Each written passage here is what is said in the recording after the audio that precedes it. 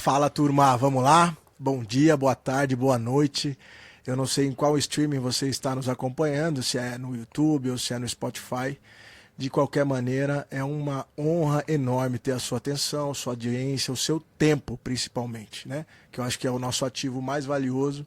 Então, ter o seu tempo e a sua atenção é muito importante para a gente. Estamos aqui para mais um episódio incrível do nosso podcast. Eu acredito que nós somos pioneiros, pelo menos aqui na região, né? Se você não é da minha região, eu sou de Bragança Paulista e a gente está aqui desbravando a internet, levando conteúdo. Os meus convidados, como eu sempre digo, são pessoas que já agregaram na minha vida, são pessoas que eu tenho certeza que vão interferir na vida de vocês também.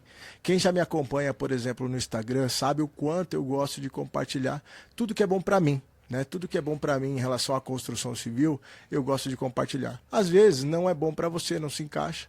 E é assim aqui. Então, pessoas que eu admiro, eu só trago quem eu gosto realmente aqui. Então, eu vou soltar minha vinheta aí agora e daqui a pouco a gente volta com o nosso convidado.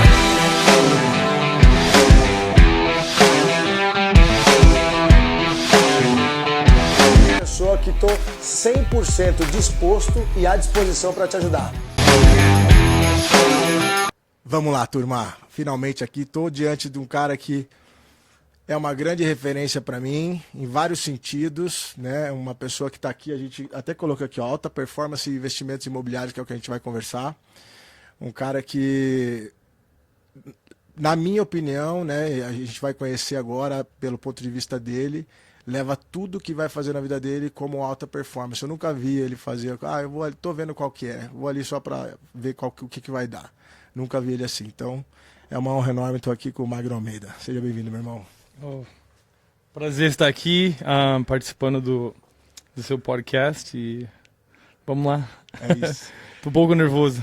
Daqui a pouco a gente se solta, Magnão. Começa assim mesmo, né? A gente, principalmente quem não está muito acostumado aqui, ó, é importante a gente falar, tô aqui no Binho Studios, um estúdio incrível. Muita gente nem sabe que em Bragança tem tudo isso, né? Quando viram o meu podcast, inclusive, acharam que eu estava gravando em outro lugar, e não, é aqui.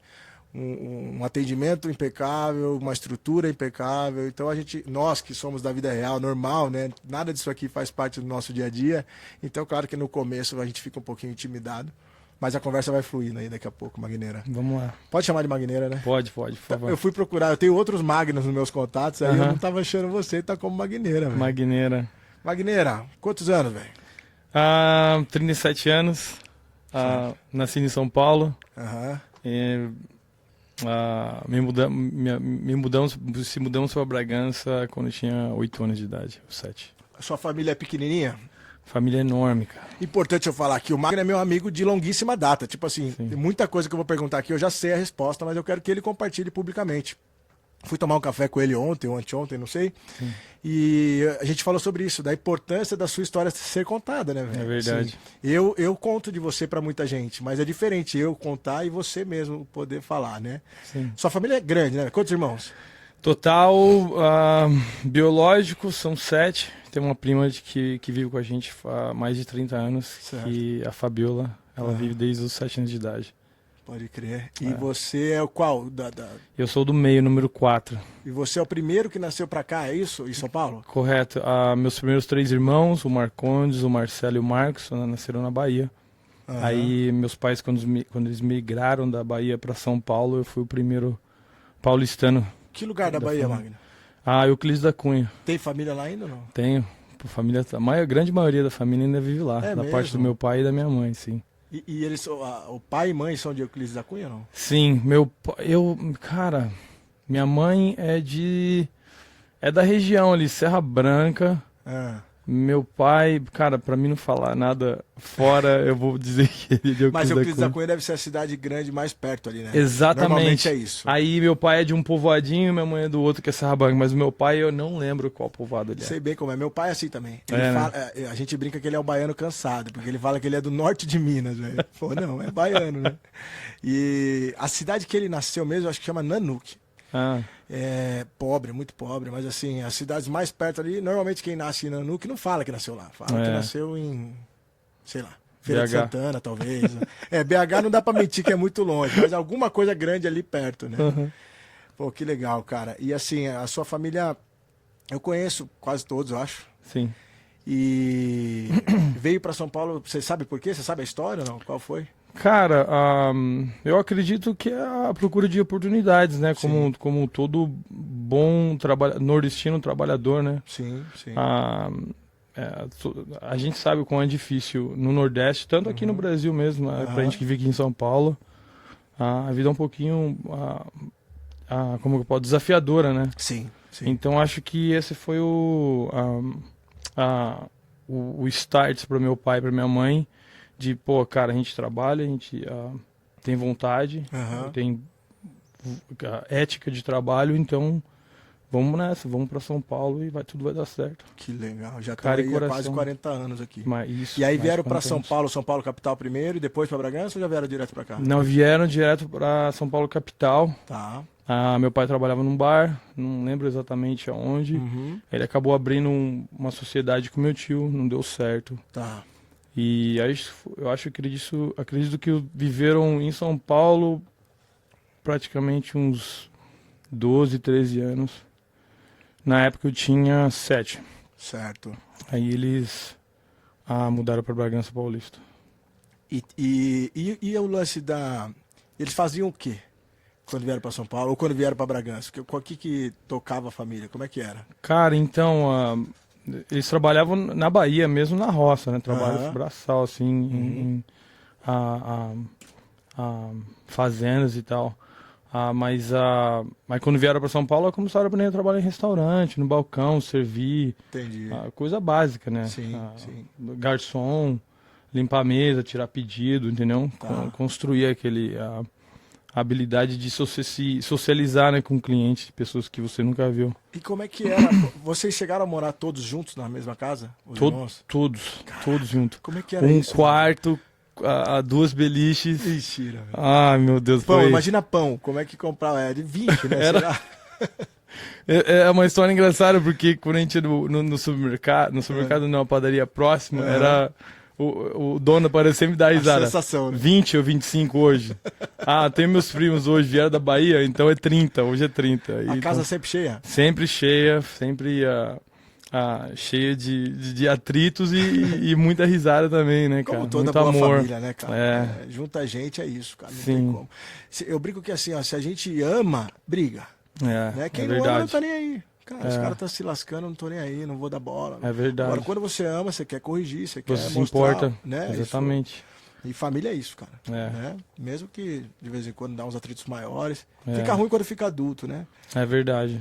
A gente começa a colocar outros pesos, às vezes e tal. Mas envolve um pouco mais de ego e orgulho também nessa história. Também. Né? Tem terceiros, né? Aí já casou, não sei o que e tal.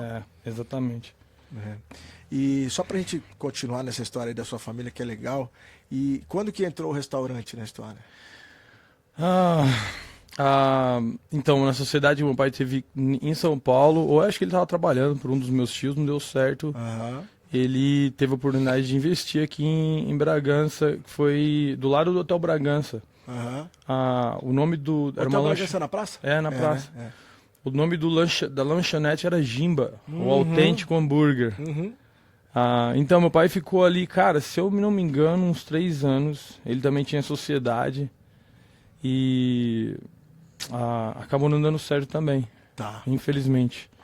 Foi quando a minha família teve a oportunidade de comprar o Bar do Rosário.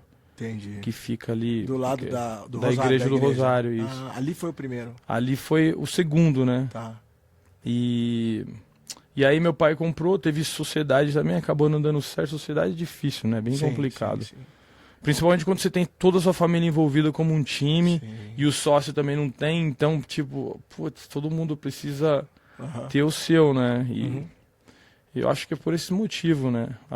Mas acabou que meu pai, devagar com o tempo, comprou as partes dos sócios e de lá foi só... tempos difíceis, mas também muita história boa, muita memória boa, muita bênção, digamos assim. Muito legal, cara, a gente saber um pouquinho, né, dessa história, embora não seja o nosso foco aqui falar do Rosário, mas além de ser um dos restaurantes mais tradicionais da cidade, né, então, tipo, todo mundo que não é de Bragança que vem, eu preciso levar lá. Né, e tá no estádio, né, então, pra quem não é daqui de Bragança, a gente tem o Bragantino, que é o time da cidade, que hoje chama Red Bull. Inclusive, estamos aqui dando uma atenção para o Red Bull aqui. Vamos ver se o Red Bull dá uma olhada nisso. E o Rosário acontece lá, uma das unidades, né? Isso. Independente, eu não sei qual é a formatação do negócio, mas uma das unidades é lá, no estádio. Então, tipo, tem uma identidade muito grande com a cidade, porque já era, né? Antes de se tornar Red Bull, inclusive. E assim, comida maravilhosa e a qualquer hora, cara. Sem Tipo, dúvida. quando eu tenho fome no meio da tarde de comida, eu sei que lá vai ter comida Lá vai ter. boa, né? Comida bacana. Magno, vou interromper só um pouquinho, aproveitar que apareceu a Dicenza aqui agora. Galera, eu preciso muito fazer justiça em relação à Dicenza, que é a nossa patrocinadora master, tanto do nosso podcast quanto das nossas lives semanais lá no Instagram. E toda a nossa causa digital, né? A Dicenza é a maior rede de materiais para construção da América Latina. Tem uma unidade aqui em Bragança.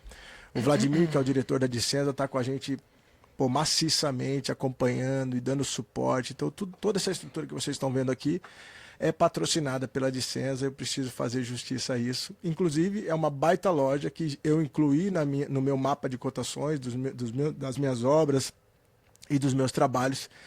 Então depois entrem lá no site ou visitem a loja aqui na Avenida dos Imigrantes, né? Se for do bairro sentido ao centro, no comecinho da Imigrantes, do lado da Avenida da Igreja Vida Triunfante. E se você tiver do centro sentido ao bairro, no final lá. Depois a gente vai falar mais um pouquinho da Dicenza. Já conhece lá, Magno? Não.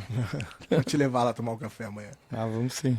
Magno, e aí, cara? E você, qual que foi a sua caminhada aí? Você trabalhou no restaurante ou não? Eu trabalhava... Não minta, velho. Não Cara, minta, isso aqui vai ficar público meu lá. irmão vai dar risada, mas eu tenho que admitir, um dos melhores garçons, Oh, meu Deus. o cara que mais ganhava caixinha no restaurante. Qual irmão que eu posso perguntar isso? O Nenê? Ou o Nenê, Tá pode bom. perguntar pro Nenê.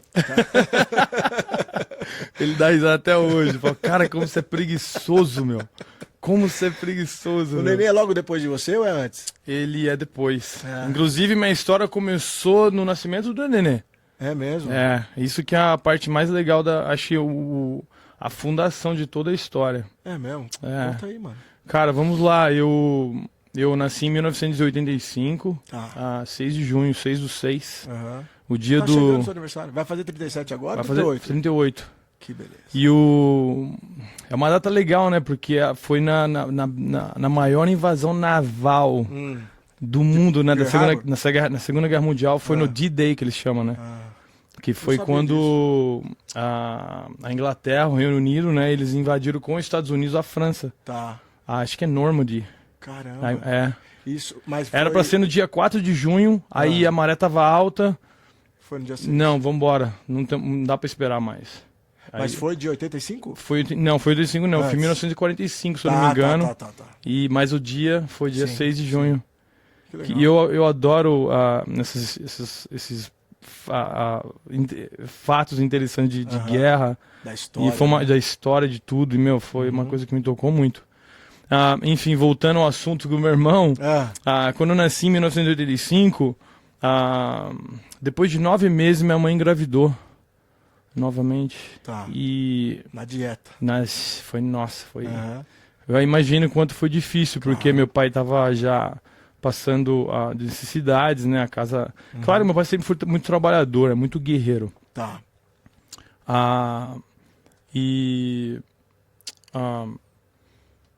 Quando eu nasci, depois de 9 meses, minha mãe engravidou e ela teve bastante pessoas críticas, né, na família, que, pô, não tem como você lidar com isso, não tem como você ter outro filho agora, você tem que abortar, aqui no caso era o Nenê.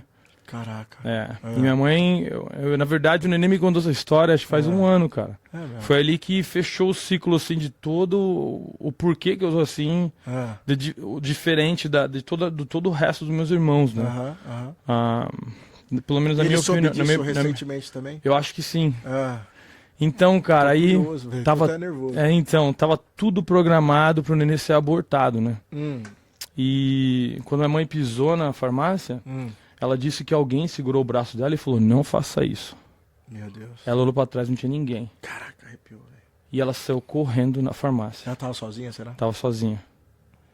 E pra quem não sabe, o Nenê é a raiz da família. É. Se o Nenê não existisse na minha família, a gente não estaria tão sucedido, ou estaria nem perto de onde estamos hoje. Eu imagino. Então Deus, ele já viu isso, cara, de longe, cara. Essa família precisa desse ele cara. precisa dessa peça aí do quebra-cabeça. Ele é o cara. Ele que é o cara que vai manter todo mundo junto. Uhum. E todo o sucesso da família Rosário, eu digo, dou tudo pro Nenê, cara. É mesmo? O Nenê é E ele é um ano mais novo que você, então? um ano mais novo que eu. Isso, né? Mais ou menos. É um pouquinho. Então vocês são 1 ano e 2 meses. próximos. Muito assim. próximo. E vocês cresceram juntos, assim? Vocês tinham uma amizade?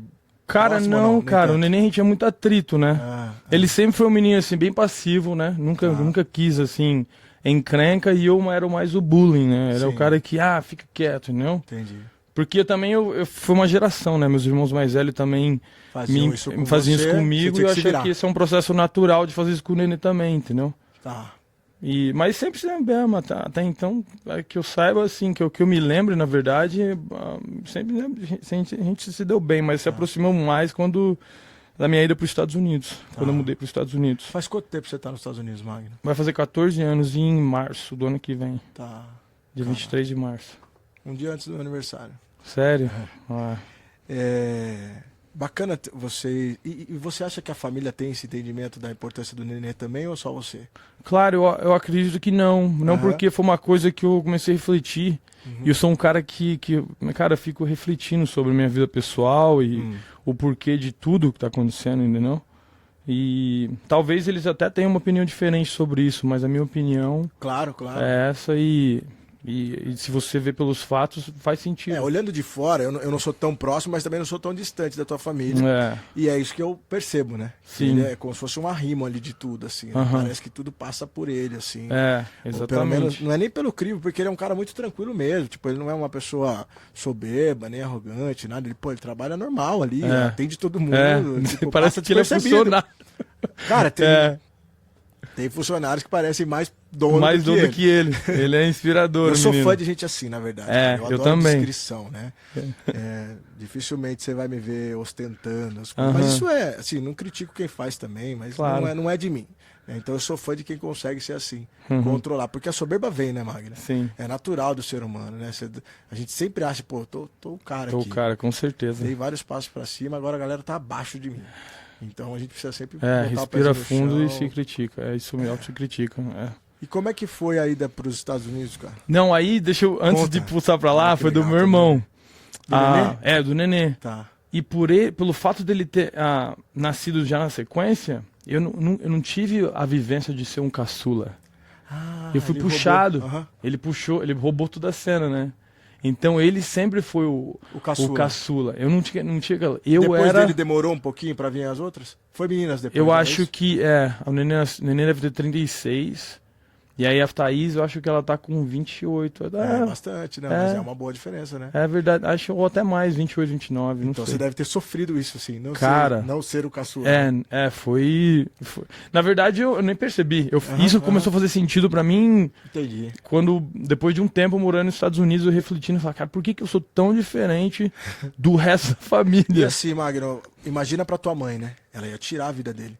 Então, assim, ele era um milagre, né, cara? Sim. Porque o Espírito Santo provavelmente falou no ouvido dela. Sem dúvida. A consciência, sei lá como preferirem entender isso. Sim. E o filho veio, né, cara? Vingou, né? Vamos dizer assim.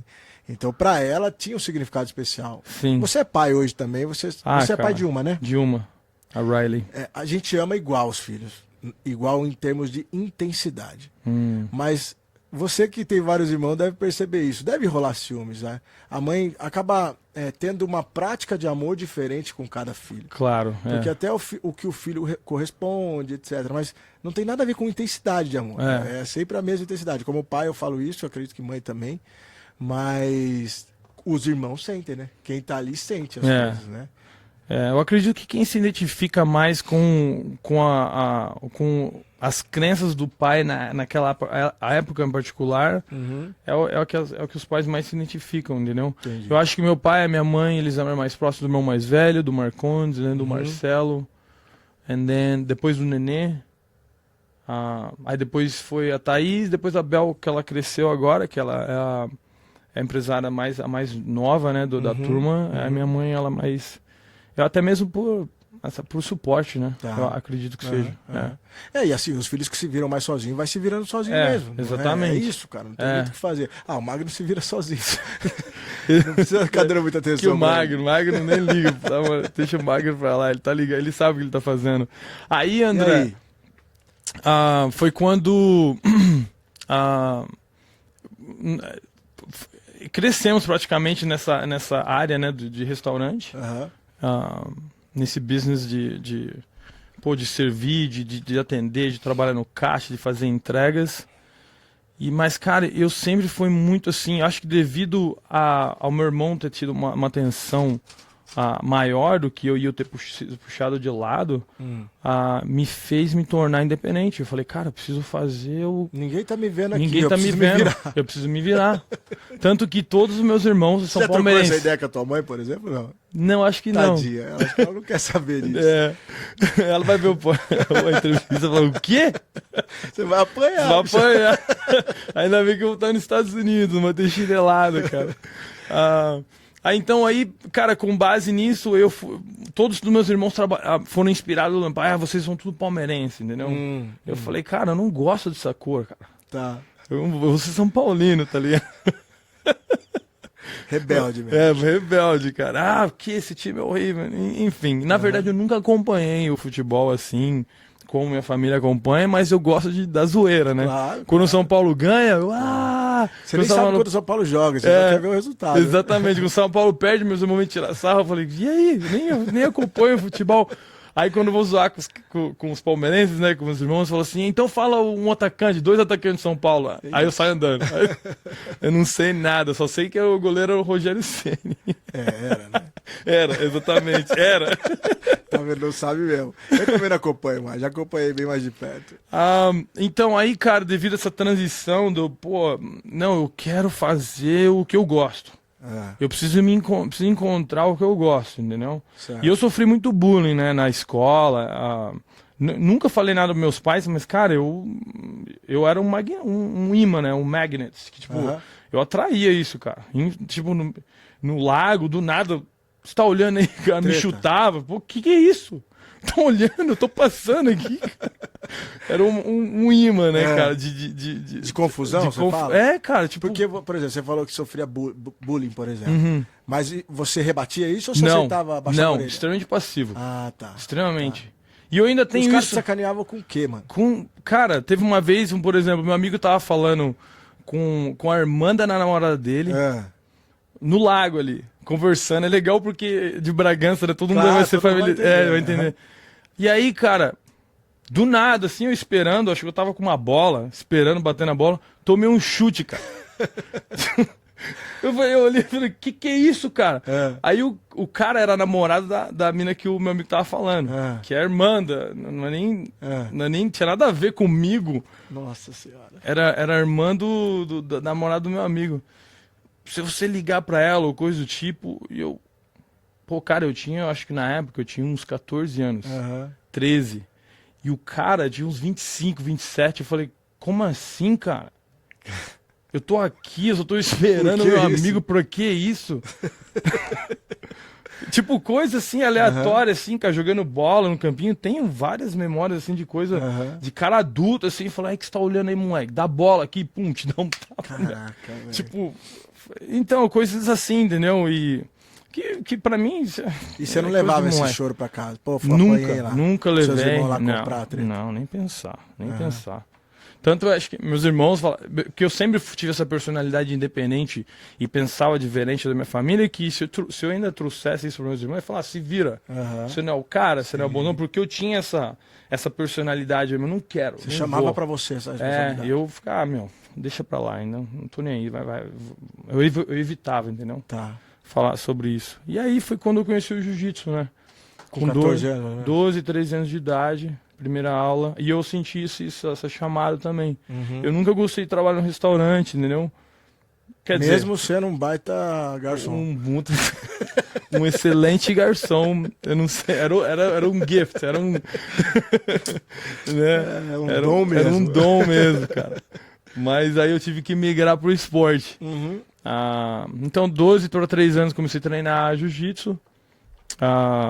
E eu senti isso, cara. Eu senti isso. Cara, vai treinar jiu-jitsu. Desculpa te cortar. Sim. Você brigava na rua? Não. Não. Antes do jiu-jitsu, não? Nunca briguei na Tomou rua. esse chute, por exemplo, você não revidou? Nada. Eu ficava assim, confuso. Falava, que isso, cara? Pra que isso? Entendeu? Entendi. E... Aí você conheceu o jiu-jitsu. Onde foi a sua primeira aula? Foi no Padilha. Na José Gomes da Rocha Leal ali, perto da antiga estância. Na esquina.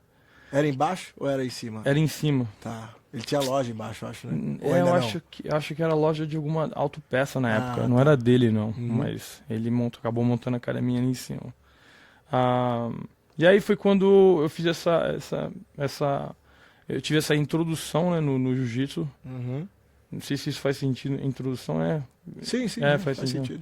Faz. A palavra tá certa. A gente não usa muito, só. Né? Então, fiz iniciação. Essa iniciação no jiu-jitsu e eu me lembro como se fosse hoje, cara. Minha primeira vez pisando no tatame, mexendo... Você sentiu bem? Nossa, foi uma sensação assim, estranha. Falei, caramba, que legal isso aqui, cara. Que maneiro, velho. E...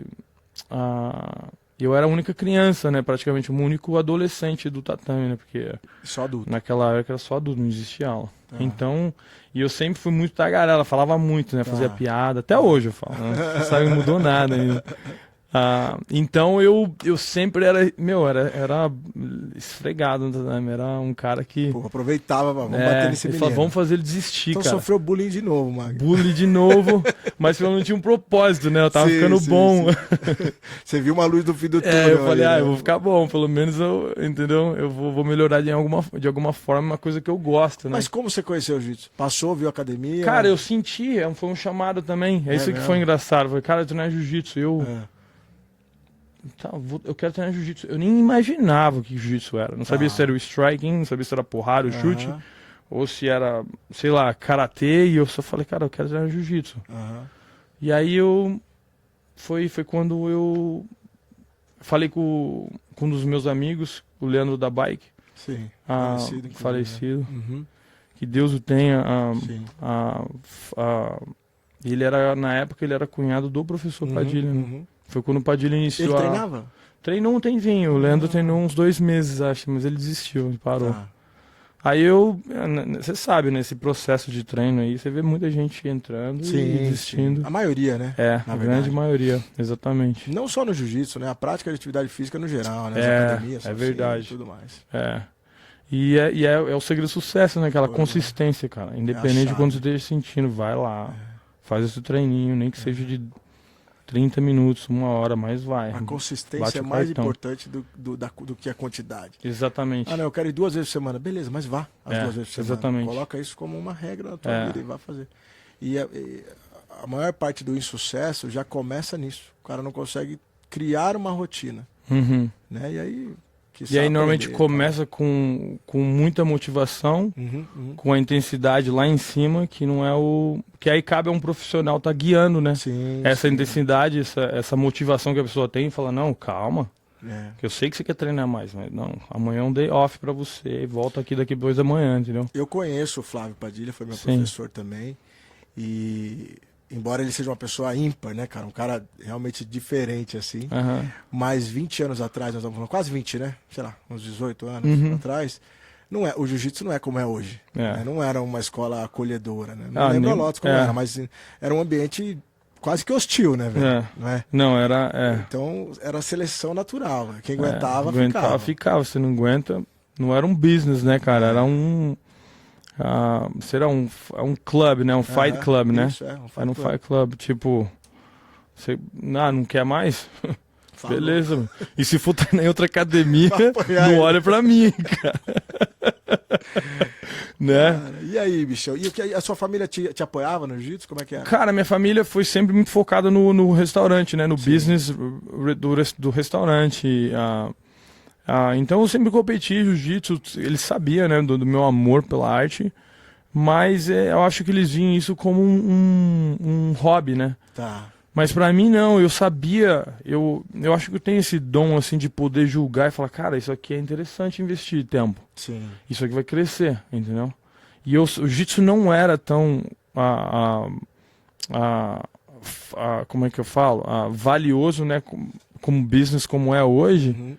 mas eu já via isso. Eu falei, cara, no futuro isso aqui vai ser tremendo, vai ser grande, né? Sério? Você E enxergava eu isso? já enxergava, falei, cara, Você e via potencial naquilo? eu via, cara, que eu falei, cara, não é possível, porque antes de eu começar a treinar, me deram exemplo, ó, tá vendo, o Xandão, ele treinando com o Padilha, ele nunca vai, um cara de 130 quilos, com o Padilha que tinha o quê, 80 na época, por aí. não, o Padilha domina ele, pra mim eu não entendia aquilo, impossível, Entendi. como isso?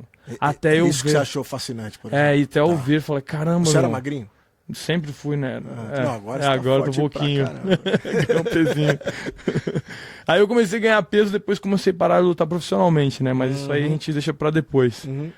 Mas meu peso normalmente eu acho que era 65, eu Porra, lutava. magrinho mesmo, E eu lutei praticamente 8 das minhas lutas profissionais em 70 quilos. Caramba. São um total de 13. Uhum. Eu lutei 8 no peso de 70 quilos, que é 155, né? 155 pounds. Magno, a gente vai estar entrando no assunto de luta, por exemplo, Sim. e eu quero que você fale sobre isso, é importante. Tá. Mas eu só abri um parênteses para, de repente, a galera achar que a gente está indo para outro lado. É que o Magno foi lutador profissional, é um lutador profissional, tem business de luta nos Estados Unidos. A gente vai chegar nesse assunto daqui a pouco. É que eu acho que a história dele, nesse inteirinho que ele já começou a contar, de dentro da família, conhecendo o jiu-jitsu, vai levar para um final aí interessante, né? Vai fazer sentido as coisas. Então, quando eu quis que você falasse sobre alta performance, é nesse sentido mesmo, né? Certo. Então, pode falar de jiu-jitsu à vontade, de luta, não tem problema nenhum, né? Tá. É que, Magno, tipo assim, você é uma lenda aqui em Bragança, claro. Um ícone, uma legenda, vai, Obrigado. na arte marcial. Mas o tempo passa para todo mundo. É. Assim como eu lutei muito jiu-jitsu. A galera de 10 anos atrás me conhecia como lutador de jiu-jitsu. Sim. Se eu entrar numa academia hoje, ninguém vai me conhecer. Sim, e normal, né? É Acontece, normal, como talvez não vão te conhecer também. Verdade. Mas é por isso que eu tô fazendo questão de falar disso aqui, porque senão às vezes fica, pô, mas quem é esse cara? Não conheço e tal. Então tem uma história grande, né, cara? Lutou em evento grande pra caramba e tudo mais. Uhum. E aí você viu o futuro ali naquele negócio. Isso, aí cara, e eu também, fora isso, né, André, eu sempre amei o jiu-jitsu. Uhum. A transformação que a arte faz na vida das pessoas. E eu vi isso em mim, cara. Falei, cara, tô bem mais confiante. Nossa, eu não tenho medo de andar nos lugares. Né? Mudou. Eu sei que eu consigo me proteger agora. Então essa mentalidade começou a mudar naturalmente. Eu achei que isso era normal para qualquer homem. Tá. Quando eu cheguei na idade, assim, entre 18 e 19 anos, mas isso não é verdade. Eu falei, cara, eu comecei a ter esse feedback de pessoas que nunca treinaram. E naquele momento, assim, quando eu era faixa marrom, eu falei, cara, quando eu tava você pegava um feedback de pessoas que estavam comigo em determinadas situações, numa festa no Pouso de Monte, foi o Magno, sabe aquela vez que eles discutiram, eu tava morrendo de medo. E na minha cabeça eu falei, cara, como assim esse cara... Como assim? Você é homem já? Tem não fazia nem sentido. Era muita ingenuidade minha de saber que, quer dizer, pensar que todo mundo, a gente como homem, a gente tem que realmente caminhar, né, com uma certa confiança, olhar nos olhos, passar essa postura que eles chamam de power of presence, né, a poder da presença, né. Lá nos Estados Unidos, os policiais, eles ensinam muito isso. E aí começou a fazer mais sentido, e aí a arte começou a ser mais valorizada dentro de mim. Falei, caramba, então eu posso, não só isso, mas essa confiança e a insegurança que os outros, que as pessoas têm, eu posso ajudar nisso. Sim, não, mais importante do que só você ter, você transmitir para as pessoas também, né? E eu sempre amei da aula. Empoderar as pessoas de verdade. Exatamente. Cara, você tocou num assunto legal que eu falei essa semana. Alguém me perguntou assim, mas você não tem medo disso? Não tem medo de tal pessoa, né? Sim. Porque, invariavelmente, em algum momento, você vai entrar em situações de conflito, né? Sim. Ou pelo menos no raio onde possa acontecer um conflito. E eu, pra mim, a arte marcial, pra mim, cada vez que eu vou envelhecendo mais, eu vou tendo essa certeza. E eu falei pra essa pessoa que me perguntou assim, não, eu tenho medo de mim, na verdade. Então, assim, eu ser um artista marcial me dá total consciência de controlar o ambiente. Então, não vai acontecer nada, porque eu não vou deixar. Sim. Porque se for acontecer, pode ser que seja muito nocivo, ruim para todo mundo, né? Então, assim, eu não tenho medo de outra pessoa, do cara ou de um lugar. Não, eu tenho medo de como eu vou reagir àquilo ali. Porque a partir do momento que você... O Fiotão fala disso. Deu voz de... Fugiu a palavra que ele... Eu brinquei hoje com ele sobre isso, né? Deu voz de comando, vamos dizer assim. Você falou que você vai fazer. Eu não sou um cara de ameaçar, por exemplo. Você também não deve ser. A partir do momento que você vai tomar uma atitude, não dá para voltar mais. Então o medo para quem tem, né, é artista marcial ou o cara que é armado, sei lá, é isso. É o medo de você, do que você vai fazer. Porque se você perder a razão ali em algum momento, isso pode ser muito ruim. Exatamente. E o jiu-jitsu, né, para quem não conhece, dá essa consciência pra gente. O jiu-jitsu para mim, cara, assim, eu uso em todos os dias, em todos os momentos da minha vida, né? A filosofia em si. E sem precisar usar jiu-jitsu de fato, a luta, né? Exatamente. Agrega mesmo em todas as áreas da tua vida, né? Principalmente emocional, né? Sim. Porque o jiu-jitsu, por ser uma arte, assim, muito humilhante, né? Passa a ser. Sim, pra de certa forma, porque, cara, você, pra nós, assim, que já tá... Quantos anos tá, né? 41. Tá chegando ali na casa dos 40, então você treinou a vida inteira. Você pega a molecada hoje de 20, 25, cheio de energia, você tem que... Nossa, cara. Bater a mão. Bater a mão, que isso... Então isso ao mesmo tempo, ele te ensina, né, a ser uma pessoa humilde, serena, né? Fala, caramba, tem sempre alguém melhor que eu, né? Apesar de todo o treinamento, é uma coisa assim que te deixa muito humilde, né? Você fala, cara... É isso aí, é olhar para aqueles que não têm a capacidade de se defender. E eu sempre falo para meus alunos, cara, quando você está num ambiente assim em que você entra num restaurante, nunca senta de costa para a porta, entendeu? Porque se acontecer alguma coisa, e alguém estiver sendo machucado ou alguém entrar nesse ambiente para tentar ameaçar, você provavelmente vai ser o cara mais propício a fazer algo. Entendeu? Você é o cara que tem que... Você vai ser calculista, pensar, entendeu? É claro que fica sobre a sua decisão, né? De estar tomando de estar agindo, mas... E eu me sinto nessa responsabilidade. O Magno, em si, quando eu entro num lugar, eu procuro sentar sempre nos cantos, pelo fato de se acontecer algo... por exemplo, não sei como é no Brasil, mas nos Estados Unidos... A polícia demora de 15 a 20 minutos para chegar na ocorrência, né, depois da ligação. No Brasil não chega, na verdade. Desculpa aí, policiais. Não, chega assim, né? Tô brincando com o Brasil. Vão apanhar dos polícias na rua. Então você, como eu dou aula para a polícia, né? Eu treino a polícia lá, exército também, o pessoal veterano e bastante empresários também.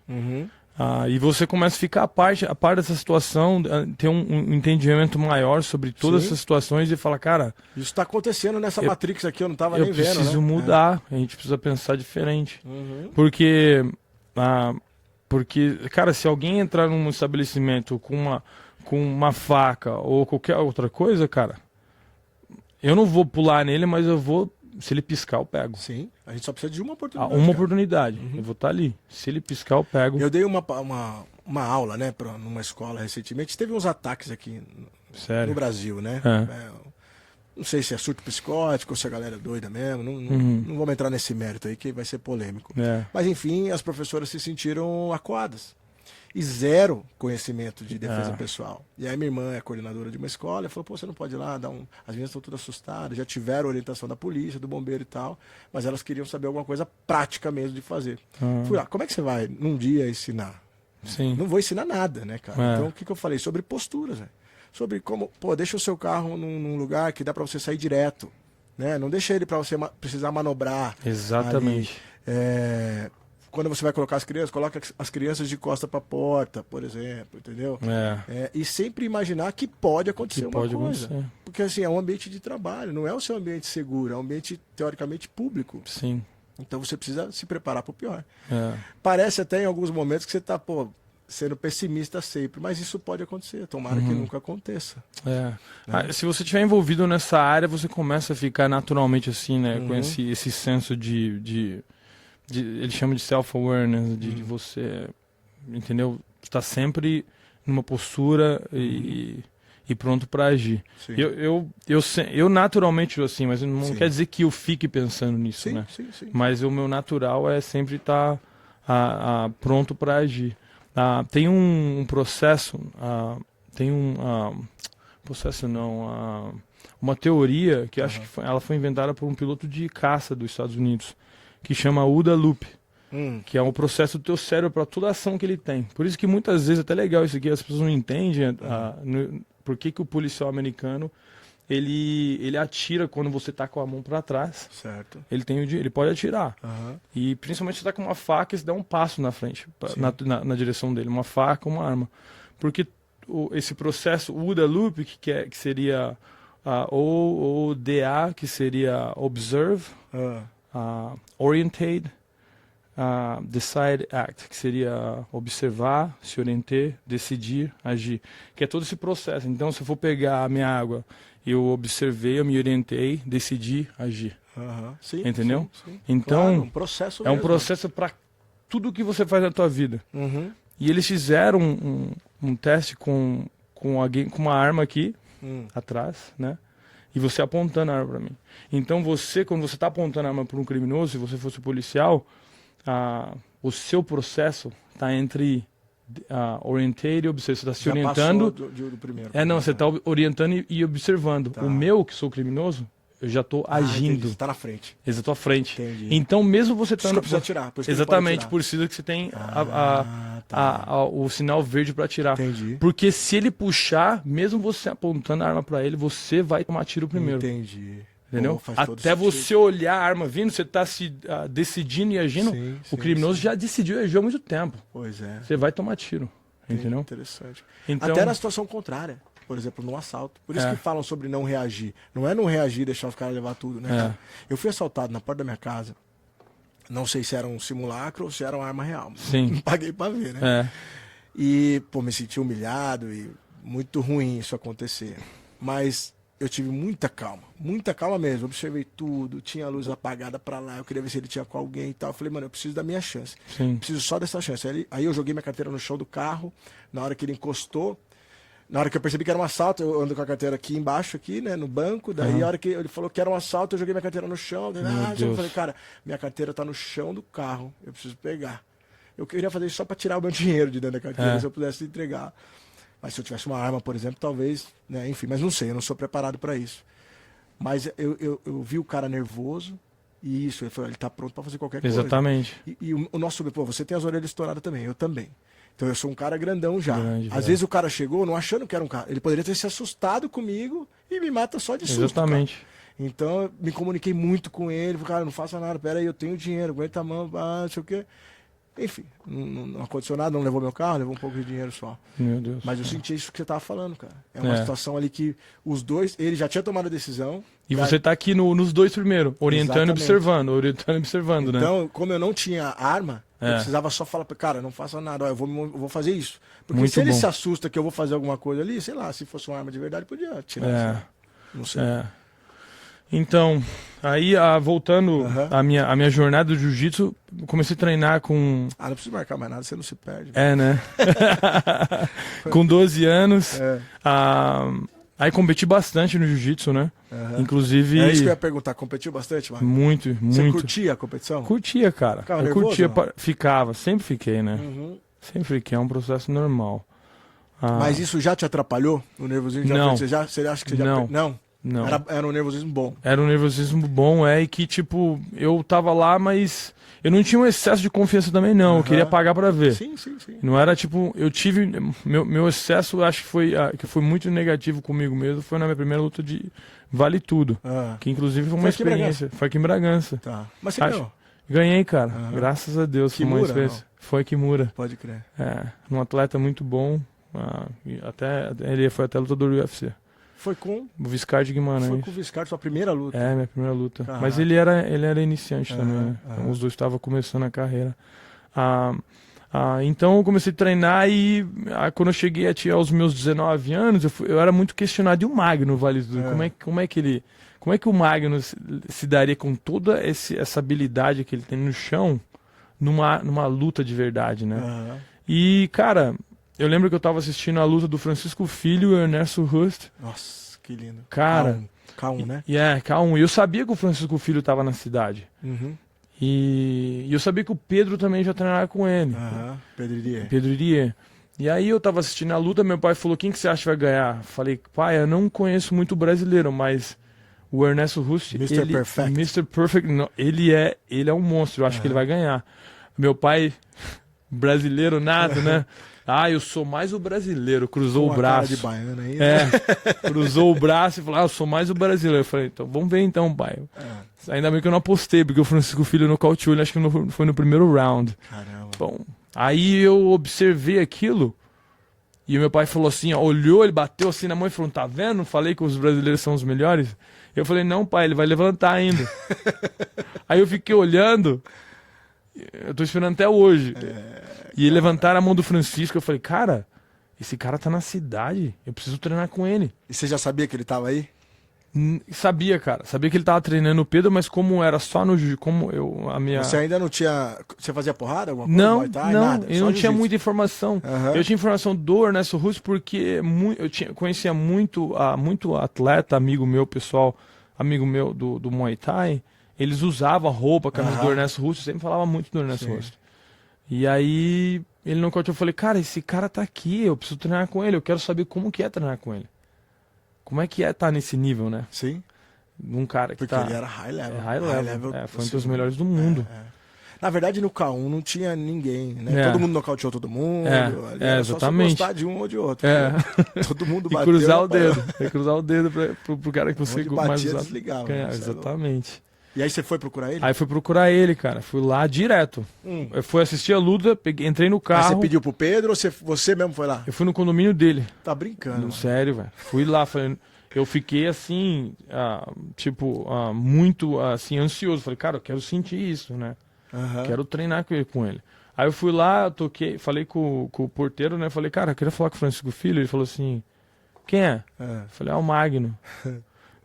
Aí o cara, Magno? Aí, o Francisco, o Magno tá aqui. Que eu falei, quem é Magno? Aí eu falei assim, fala que eu sou amigo do Pedro Irie. Eu nem era muito amigo do Pedro, cara. Pedro não, eu tinha umas rivalidades com ele no jiu-jitsu no começo. E aí fala que eu sou amigo do Pedro. Aí ele falou, pede pra ele então segunda-feira. Na academia. 10 horas da manhã. Aí eu fui lá, cara, eu nunca apanhei tanto na minha vida. Você já foi pra treinar? Fui pra treinar. Treino profissional. Caraca. E eu não sabia dar um soco, cara. Meu Deus. Eu lembro que eles me deram uns body shot, né? Que é uns cruzados na cintura aqui, assim, na barriga. E eu caía de joelho, assim, não conseguia, parecia que o mundo tava acabando, cara. E o legal é que o meu natural foi levantar, né? O Francisco Filho, ele observou quando eu caí, e aí eu comecei a levantar, segurando nas cordas, assim, e ele abriu o olho e falou, boa, moleque, vai, levanta, vai pra cima, vai pra cima. Pode ficar tranquilo, ele não bate mais no corpo dele, vai, mas movimenta. Aí eu acabei finalizando o round, e aí ele falou, cara, legal, vamos... tem um evento, né? Aí depois de um mês de treino, ele falou, tem um evento que eu quero fazer aqui em Bragança, eu gostaria que você lutasse. E aí eu falei, claro, com certeza. E aí, cara, foi um processo assim, foi um processo psicológico muito... Sim, porque treinar porrada, principalmente MMA, ainda mais ali, né, cara, na Shingeki, né, que é uma escola pesada, assim, né, vamos dizer assim, tradicionalíssima, né? Porque a origem do Francisco é karatê, né? Então, pra quem vem do jiu-jitsu... é diferente. Você vai treinar jiu-jitsu, você vai de boa. Se não der, eu bato a mão e já é. Exatamente. Porrada, velho. Não. Você cair, levanta, levanta, não. E você quis isso, mano? Cara, então, foi um processo, né? Eu queria treinar com ele. Queria saber o que é... o que é treinar com um dos melhores do mundo, né? Na época. E aí, isso naturalmente me levou às oportunidades do Vale Tudo, né? Tá. E aí você foi se desligando do jiu-jitsu, assim, não, em termos continuei. de competição? Exatamente. Aí quando eu comecei a competir no Vale Tudo, eu falei, cara, eu preciso focar mesmo. Não Vale Tudo. Eu tinha acabado, tava pra pegar a faixa preta. Eu acho, acho que não é a primeira luta de Vale Tudo, eu já peguei a faixa preta. Eu já tava de faixa preta. Eu peguei a faixa preta no final de 2008.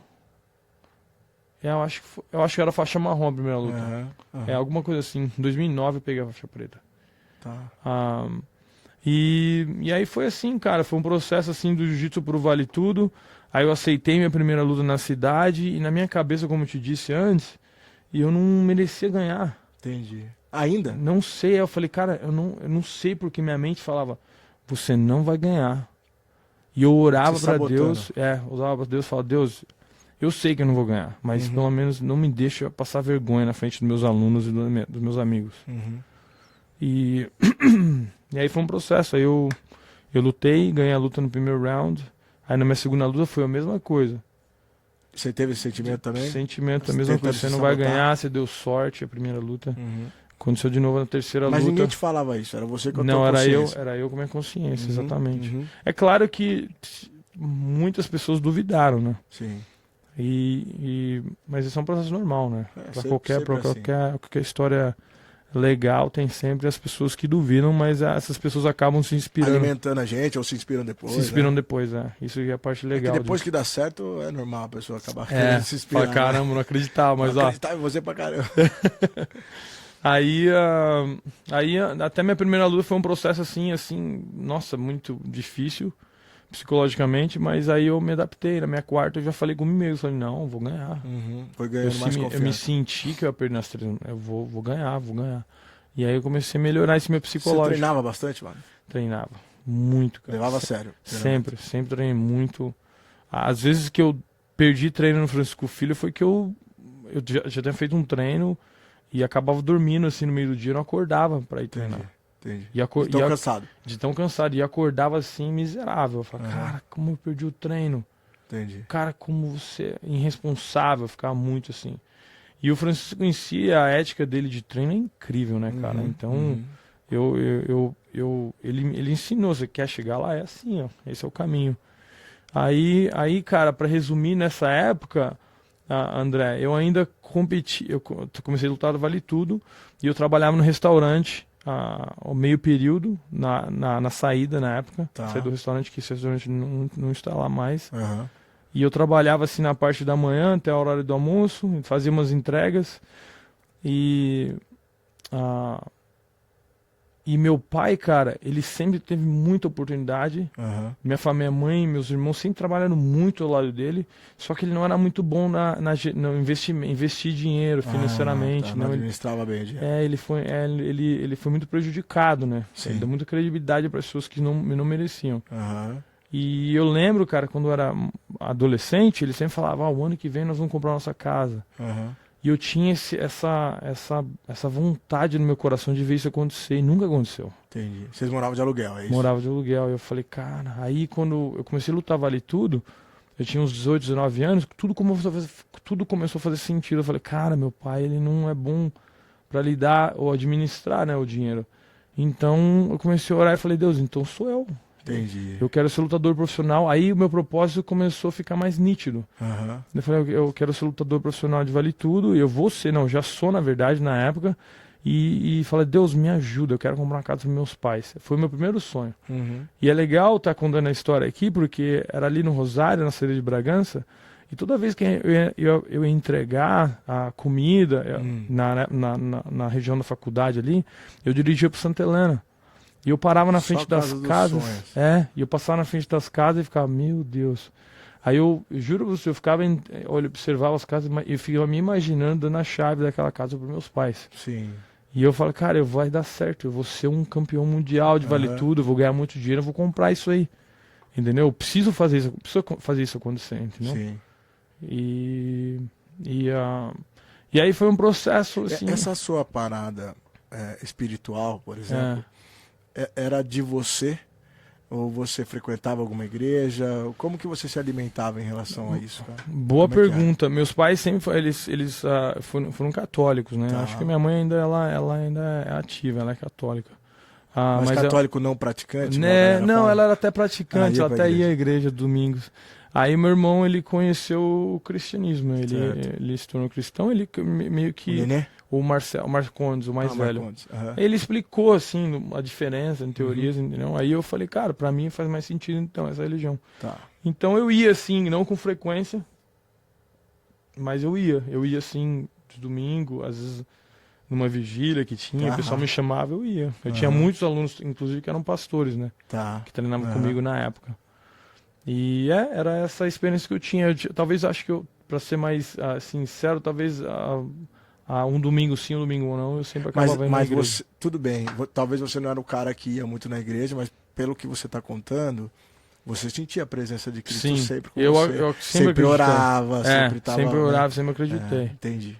Sempre orei, eu sempre acreditei que existe, né? E que ele existe, que ele tá comigo, e se você orar, ele realmente atende isso. A primeira igreja é nós mesmos, né? Exatamente. Mesmos, nossa casa, templo, né? Muito mais do que você ir para Tem um lado que você precisa estar em comunidade, mas não adianta nada, né? Se a sua igreja familiar ou a sua igreja mesmo pessoal não tiver viva, acesa ali, nada faz sentido. Exatamente. E aí foi isso, André. Eu comecei a treinar cada vez mais. Aí eu tive minha primeira luta nos Estados Unidos, eu acho que foi em 2009. E eu não tinha nada para ser aprovado. Na época eu não tinha nem conta em banco. E o Francisco Filho, ele olhou assim o meu documento, ele falou, cara, Magno, acho que não visto? vai... pro visto. Você não vai ser aprovado. Sua primeira luta internacional foi nos Estados Unidos já? Foi. Na verdade, mentira. Eu lutei, eu viajei pra Bulgária, mas eu tive um pelo encravado, meu braço deu uma inchada, e o médico não me deixou lutar. Então eu tive na Bulgária. Lá. Mas eu tava pronto. Mas daí o médico olhou e falou, não, você não pode lutar com isso. Puxa vida. E você queria lutar? Claro, tava pronto. Tinha treinado muito. Mas lá acho que o visto era menos complicado, não? Não, acho que foi na Bulgária, então não precisava de visto. E aí, decorrente a minha primeira luta nos Estados Unidos, eu comecei a treinar muito, fechou o oponente, o show ia ser em Massachusetts, e tava tudo fechado, nome do oponente, tudo direitinho, e eu tava cortando peso, era a minha primeira luta de 70 quilos. E eu tava sofrendo muito. Época você pesava o quê, uns 80? Eu pesava, sempre pesei uns 75, mas eu já não tinha nada pra perder. Já tava no seu limite. Já tava no limite, entendi. Eu já sempre treinei alta intensidade, então eu não tinha o que perder, mas eu tava sofrendo muito. A pressão psicológica da luta internacional e também a primeira luta de 70 quilos. Cortando peso. Só quem corta peso sabe que eu tô cortando agora, por exemplo, e sofre, bicho. Nossa, e principalmente quando você não sabe o que tá fazendo. Eu também não tinha muita experiência. É pior ainda. É perigoso. Inclusive. Exatamente. Aí foi quando eu fui para os Estados Unidos. Eu tive essa experiência, então aí... vou meio que resumir assim, umas experiências que eu tive. Eu tava no Starbucks, um cara bateu no minhas costas assim, olhou pra trás e falou assim, nice shirt, man. Aí ele falou assim, gostei da sua camiseta, né? Camiseta legal. E eu não entendi nada. Eu falei pro meu amigo, cara, que ele tá falando comigo. Aí ele falou, Magno, ele falou que gosta da sua camiseta. Eu falei, nossa, mas peraí, eu nunca vi esse cara. Ele falou, não, as pessoas são assim aqui, é normal. Então foi o primeiro, assim, um choque cultural. Eu falei, cara, que legal, velho. Você curtiu a cultura? Eu gostei. Falei, que legal. Aí encontramos um polícia depois de uns 2 blocos no mesmo dia. E ele falou, meu amigo aqui, faixa preta de jiu-jitsu, o polícia... Uau! Tipo, nossa, ele é black belt, mas ele é tão... He's so young, ele é tão jovem. Aí ele falou, então ele treina desde os 12, 13 anos de idade, por isso que ele é tão jovem. Eu falei, nossa... Aí o polícia olhou assim pra mim e falou assim, kick some ass, tá ligado? Meu, chuta a bunda dele, entendeu? Aí eu falei, nossa, que legal, né? Do nada, né? Que do nada, assim, olha que reconhecimento, né? Que reconhecimento, um faixa preta nesse país. Eu falei, cara, eu preciso... Aí eu voltei pro Brasil, querendo compartilhar tudo que... Aí eu ganhei essa luta, pra resumir, lutei, ganhei. Finalizei também no primeiro round. Voltei pro Brasil, queria compartilhar essa história, todo mundo. Mas aí... Na época, né, eu era muito jovem, todo mundo, meus amigos eram jovens, na época, 23 ainda, 22, eles não entendiam isso. As oportunidades que os Estados Unidos oferecia para um faixa preta de jiu-jitsu. Mas eu vivi isso, né, eu falei, cara, eu quero ir para os Estados Unidos. Eu comecei a orar para Deus, falei, Deus, me dá uma oportunidade, por favor, me dá uma oportunidade, que foi no... E na minha cabeça, eu planejei para ir no final de 2010. Falei, no final de 2010 eu vou para os Estados Unidos. Só que aí o meu amigo, Andrew, um cara que ele era meu teammate, que ele é um cara do meu time, ele tinha uma luta no Japão. E o Francisco Filho colocou o Pedro Irie como corner dele. Mas depois de alguns dias, o Max Fight, que era um evento que acontecia em Campinas, convocou o Pedro pra estar lutando. E aí o Pedro não poderia ir mais no corner dele pro Japão. Então o Francisco falou pra mim, então você vai, Magno. Aí eu falei, nossa, 10 dias no Japão, que maravilha, pra entrar no corner ainda, né? Sem a pressão de perder peso, de estar lutando. Eu falei, cara, nossa, eu tava super feliz. Nisso, cara, quando a gente tava fazendo o camp pro Andrew aqui em Bragança, o Roninho lá de Atibaia, ele veio participar de uns ele tava de férias na época. E o Roninho morava nos Estados Unidos? Morava na Califórnia. Tá. Só que a minha cabeça era ir pro leste da Califórnia, né? Que é a parte mais gelada ali, né? Certo. Não pro West, que é da onde esse cara tava passando férias na época. Participou do camp e me convidou pra ir até lá. Caraca, velho. E ele falou, cara, Magno, você sabe que você vai pro Japão? Eu falei, você sabe que você tem um visto, né? Aí eu falei, sim. Aí ele falou, cara, você sabe que pra você ir pra... Toda vez que você vai pro Japão, você pega um avião no Brasil, LA, que é Los Angeles, Japão, na volta... A mesma coisa, você pode atrasar o seu ticket e ficar uns 2 meses em casa, o que você acha? Na volta, claro. Na volta. Eu falei, sério? Eu falei, sério. Eu falei, cara, demorou, vambora. E aí eu, super, assim, como é que fala? Animado, né? Excited, como fala no Brasil, no inglês. Super excited pra estar vivenciando o Japão e depois ficar na Califórnia. E eu tava super feliz, cara, toda essa transição. Só que no meu coração eu sabia que eu ia ficar mais.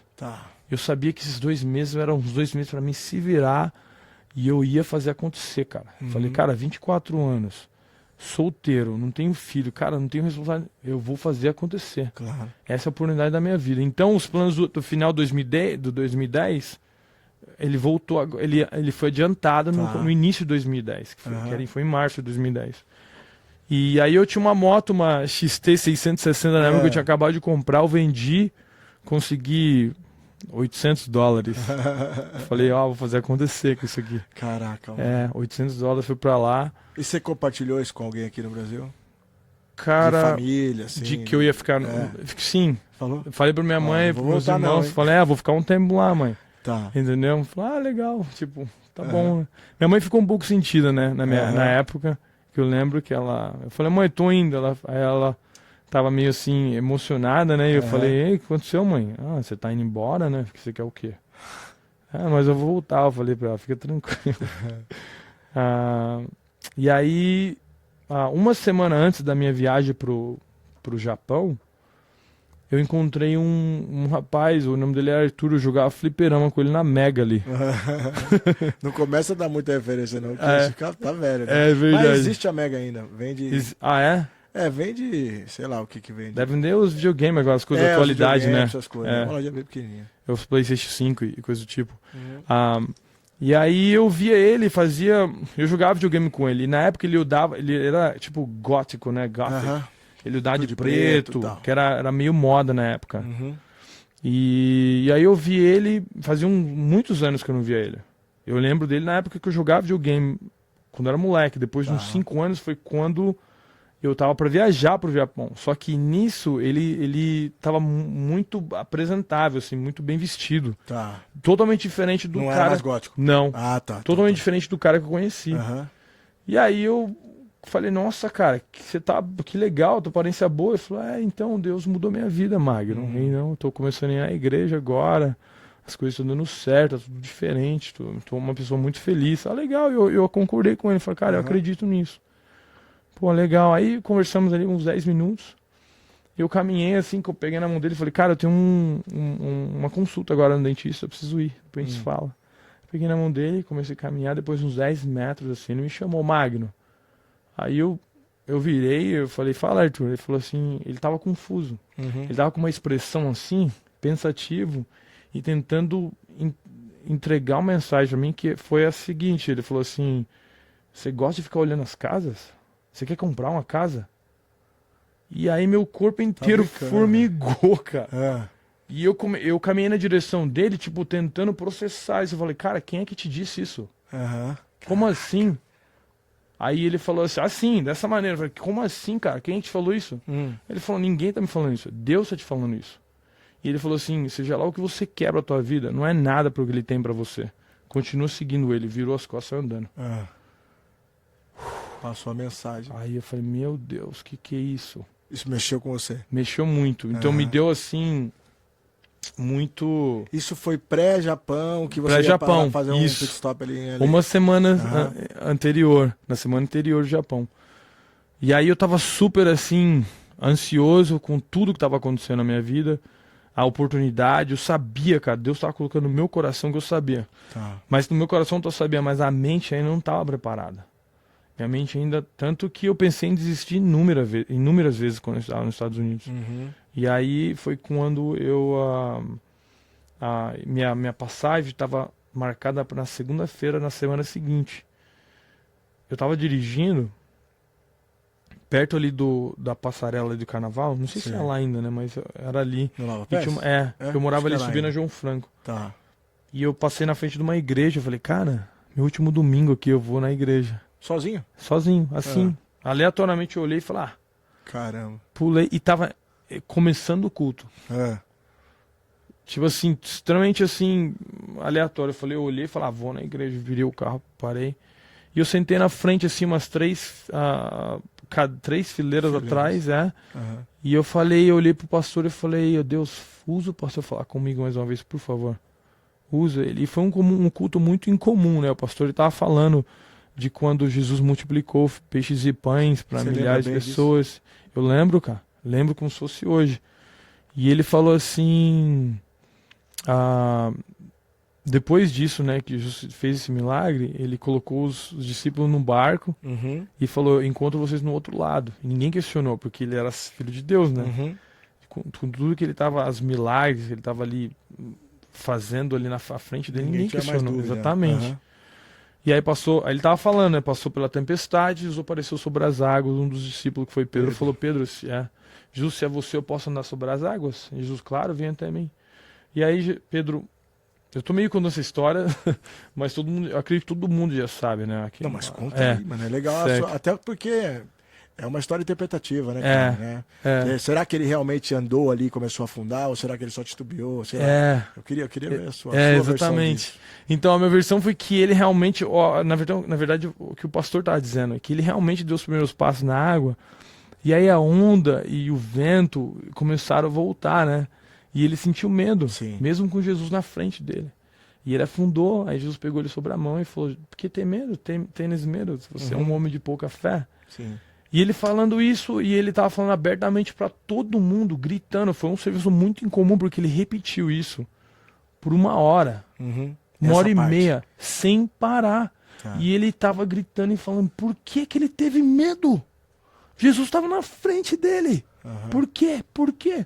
Aí ele perguntava para nós, vocês não acreditam em Jesus? Que ele morreu pelos pecados?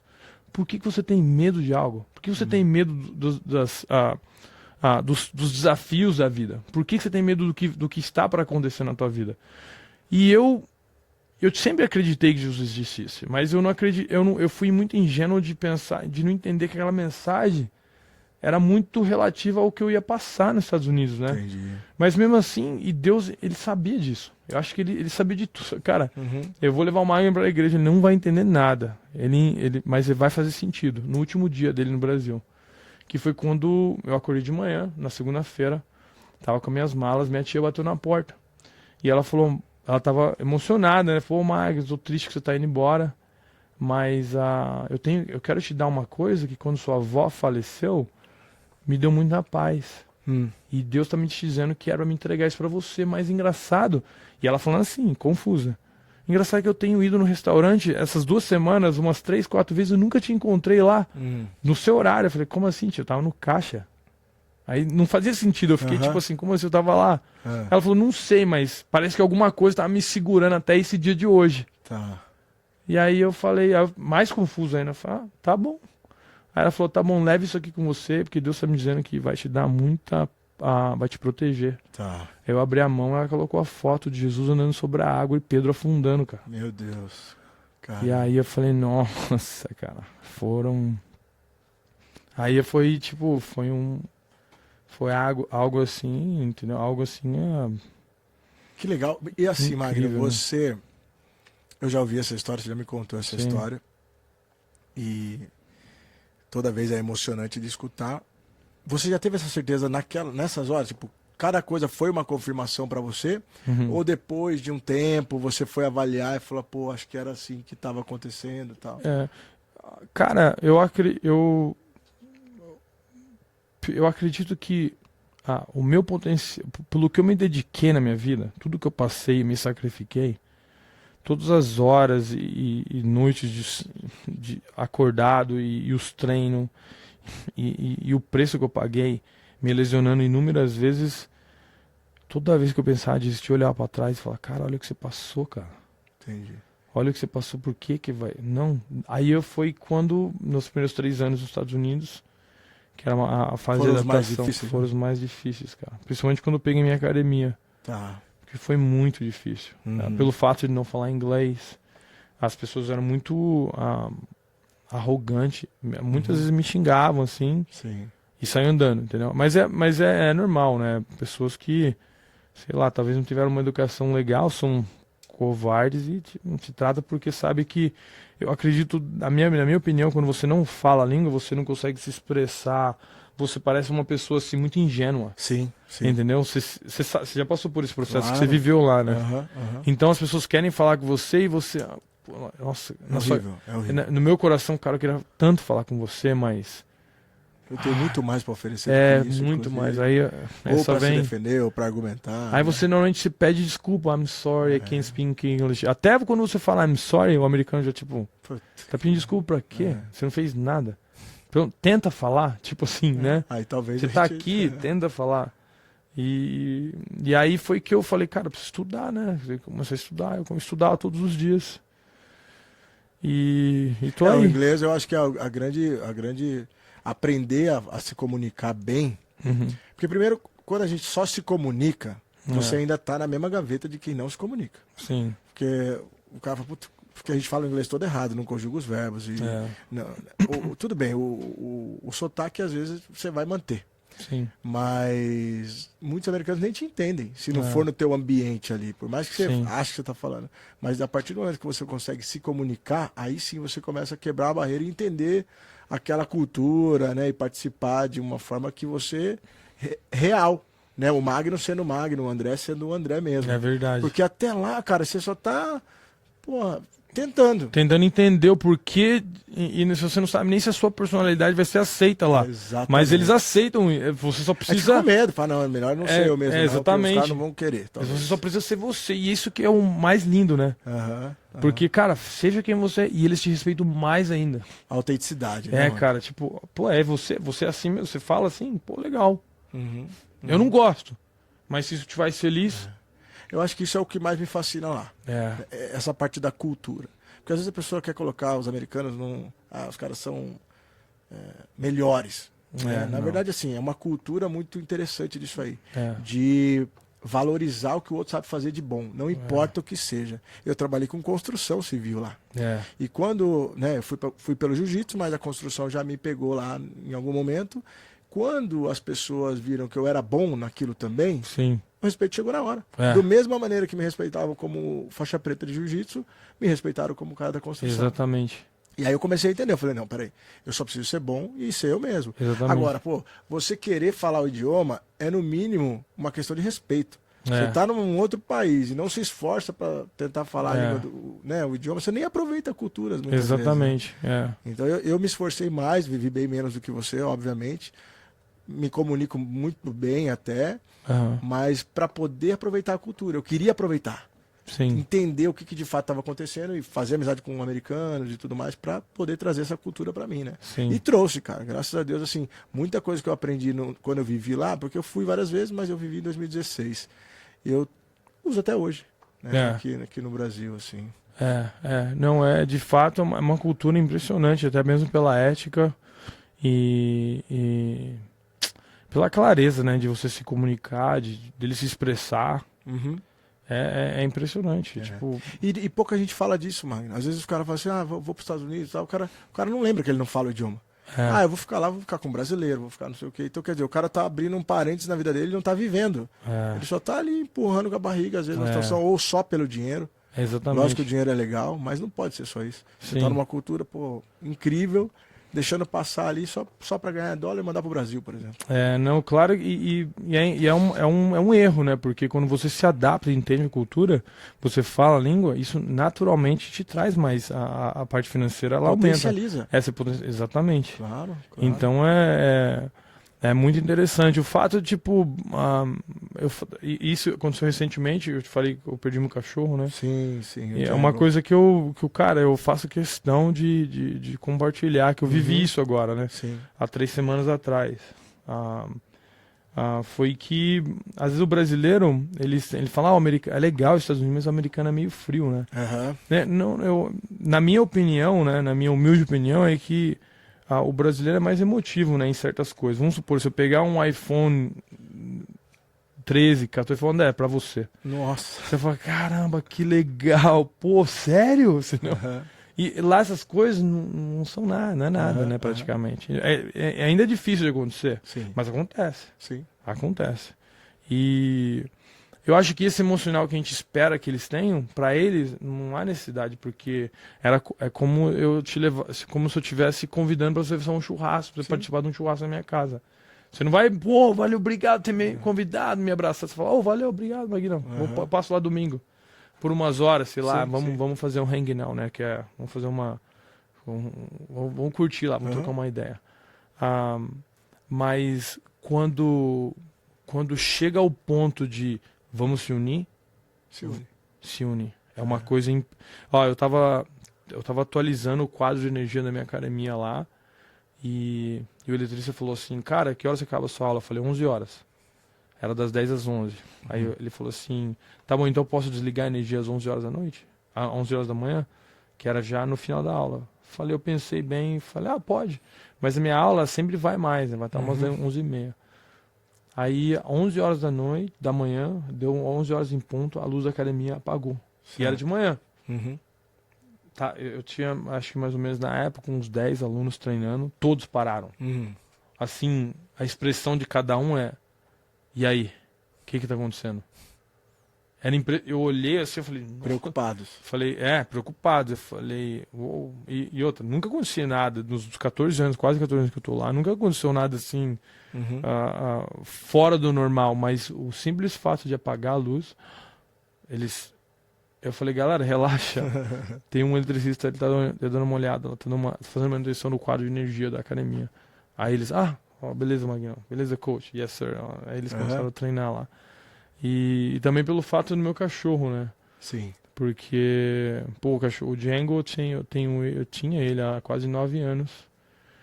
E foi uma fatalidade, né? Eu perdi ele e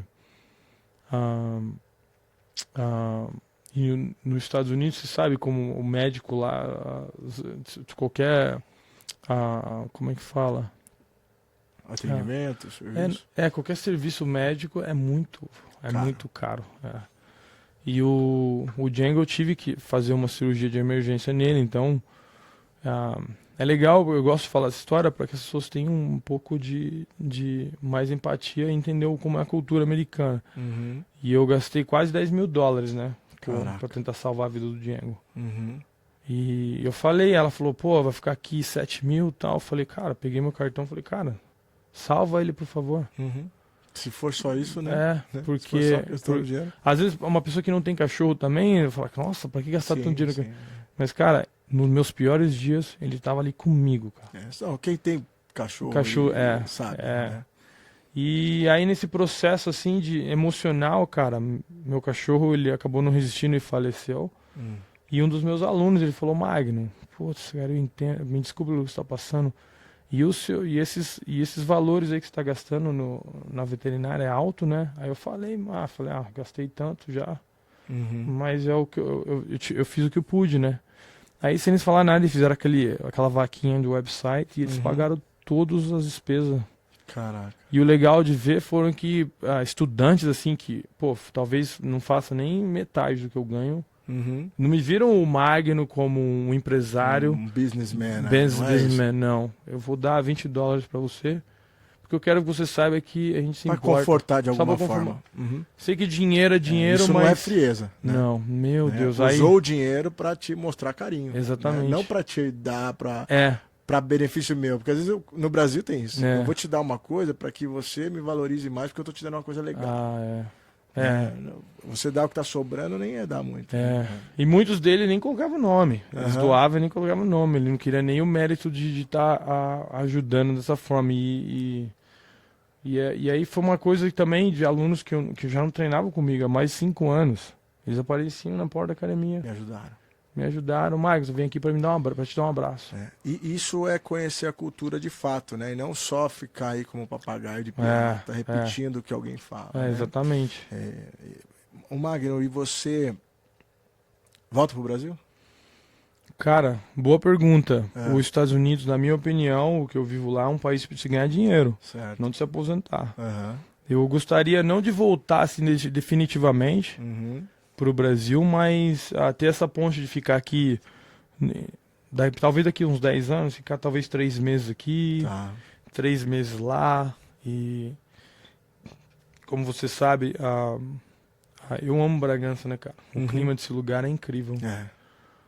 Tudo nas pessoas, a cultura, a comida, né? Aqui é uma cidade especial. Sim, cara. Minha família, as coisas mínimas. Uhum. E para mim isso é tudo que eu preciso, cara. Passar Sim. para estar aposentando é isso tudo que eu preciso. Às vezes, não sei se o Bragantino ele entende o valor que isso tem. Difícil, cara. Porque é difícil você valorizar num sistema que você já vive, né? Uhum. Uhum. Eu entendo pelo fato de fazer, pelo fato financeiro, porque não é só em Bragança, é em qualquer parte do Brasil. Mas é como o próprio americano, às vezes eles nascem lá, a molecada mais jovem, né? Uhum. Aluno meu. E eles às vezes reclamam, pô, o país não tá emprego bom, não tá bom. Falei, cara, vocês vivem na maior potência mundial. Aí você fala pra mim às vezes, mas eu vi na Globo que os Estados Unidos não tá indo tão bem. Não acredite, nada que passa na Globo. Ou que você vê aí no Instagram, que tá tendo uma crise lá. Não. Uhum. Nos Estados Unidos você faz tanto dinheiro quanto desde a minha época, há 10 anos, ou até mais Uhum. Uhum. atrás. É só prepare para trabalhar, cara. E às vezes ética. as notícias estão tratando de macro informações que não chegam no cidadão comum. Às vezes aquilo é um jogo de troca de poder momentâneo, né? E aí, para vender notícia, vão vendendo isso aí e o povo abraça. Não vou mais para os Estados Unidos porque não dá mais dinheiro. Peraí, cara. Não. Eu tô falando de uma das maiores potências do mundo. E você investe pra cá, Magno? O que você faz com o seu dinheiro? Sim, cara. Tá rico já?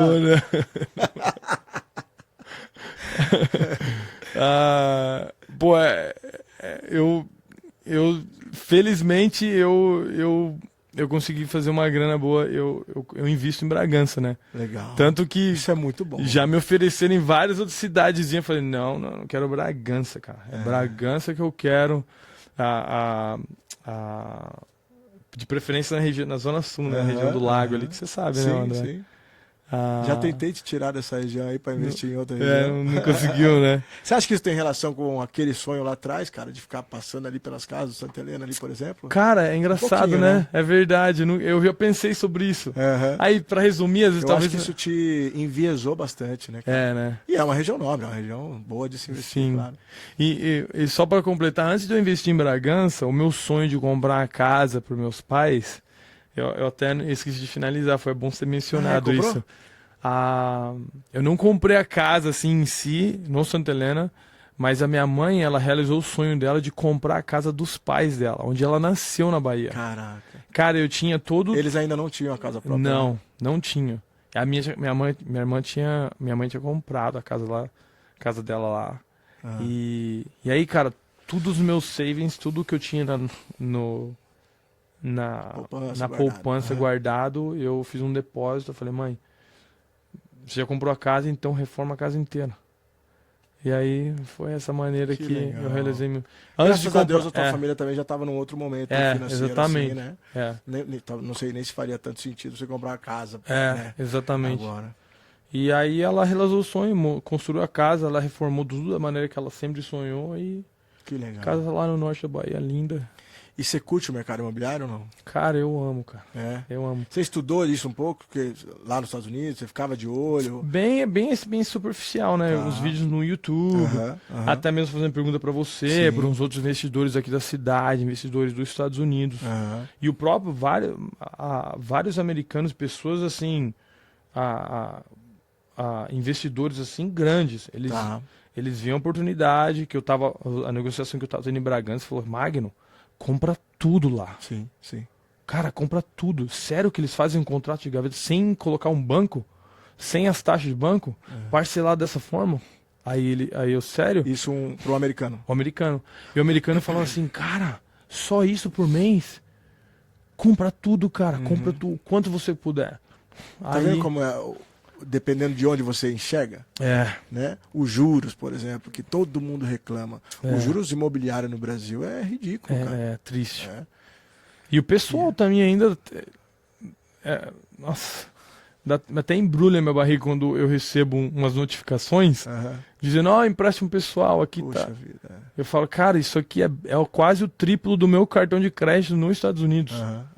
Fala, como? Mas... it is what it is. Exatamente. Cara, mas conta aí mais um pouco. Você gosta do mercado imobiliário? Você acha que você vai fazer isso quando você parar, diminuir as atividades? Fazer isso, eu digo, isso ser mais parte da sua vida? Só complementar rapidinho, desculpa. Sim. Você curte, por exemplo, o game de investir e ver teu dinheiro, às vezes, né, se valorizar? Sim. Ou você pensa, por exemplo, em construir um dia? Ou você curte só comprar os prontos? Cara, pela primeira vez agora, como eu tava falando, eu estou investindo num terreno, né? Agora. Mas todos os meus investimentos foram em apartamentos ali na Zona Sul.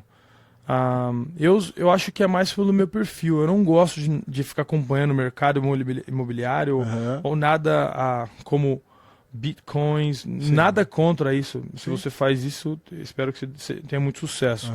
Qualquer um que esteja fazendo isso. Mas o meu perfil, eu gosto de tocar e falar, sólido. Cara... Olha, isso é a característica do investidor conservador. Conservador, né? Exatamente. Você eu gosto disso, esse apartamento, quanto que eu vou fazer de aluguel, 0,5%, né, de aluguel do valor do prédio, ou, sei lá, 1%, ótimo, entendeu? Agora eu tô, pela primeira vez, como eu estava dizendo, antigamente foram só apartamentos. Agora eu vou investir em terreno, mas eu não sei se eu vou construir. Ou vai esperar valorizar. Provavelmente a gente vai fazer um business aí. Eu tô esperando esse momento. Vamos sim. Eu vou esperar só dar uma estabilizada, eles estarem dando uma construída legal lá naquela região, e aí... Cara, não tem por que não falar. A gente está falando de um... A Caramas, que é uma incorporadora que me fascina aqui em Bragança, na nossa região. Tudo que os caras fazem vai pra frente. E aí, cara, é legal falar disso porque, por exemplo, você é um cara que visualizou os apartamentos. Não foi à toa. Né? O apartamento é um investimento conservador. Vai alugar a hora que você quiser. Se você quiser vender, ele sempre se valoriza no decorrer do tempo. Talvez não como você espera, mas ele se valoriza. Sim. E pouca manutenção. Diferente de uma casa. Uma casa dá muito mais manutenção do que um apartamento. Então você foi extremamente sagaz, provavelmente estudou isso, claro, e saiu do risco, o que vai de encontro que você acabou de falar, conservador, não quero correr risco. Não quero. Tá, beleza, já estou conseguindo ter uma rentabilidade bacana com o que eu investi, independente de você ter tido o retorno do teu principal. Sim. Mas dá para reinvestir já ali e tal, aí de repente olhar um terreno, e aí você sai um pouquinho, mesmo sendo conservador, você sai um pouquinho, já entra num risco. Já entra num risco, né? exatamente. Só que o risco do mercado imobiliário é de ganhar 20%, pô.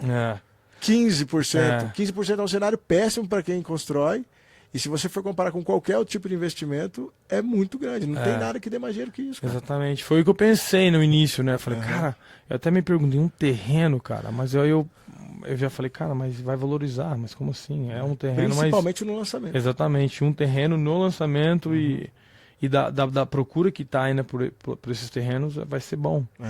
E assim, cara, eu fiz um serviço para vocês, né, ali num dos apartamentos seus ali, a sua irmã ajudou a monitorar. Excepcional, by the way. E deu para entender que parece que você já é do ramo, cara, entendeu?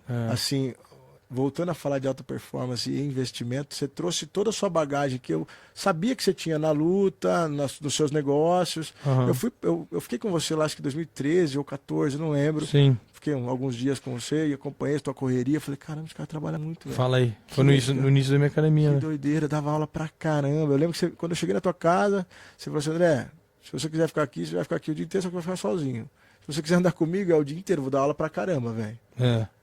Eu já tinha minha academia ou eu tava... Não, você dava aula na sua academia. Ai, Não era caramba. tua, não era tua. Então eu tava Você dava muita aula, velho. Tava dando aula em várias academias. Nossa, cara. Verdade. E aí quando... E eu fiquei com essa imagem, porque acho que foi a última vez que a gente se viu por mais tempo lá, né? E aí quando eu falei com você de novo aqui, mexendo no teu negócio, no teu apartamento, eu falei, cara, é a mesma coisa. Só que agora tratando disso. Então, tipo, não, eu quero esse chuveiro, porque eu acho que é esse cliente que eu quero atender, eu quero esse tipo de iluminação, eu quero o acabamento assim, né? Me procurou, foi muito legal, né?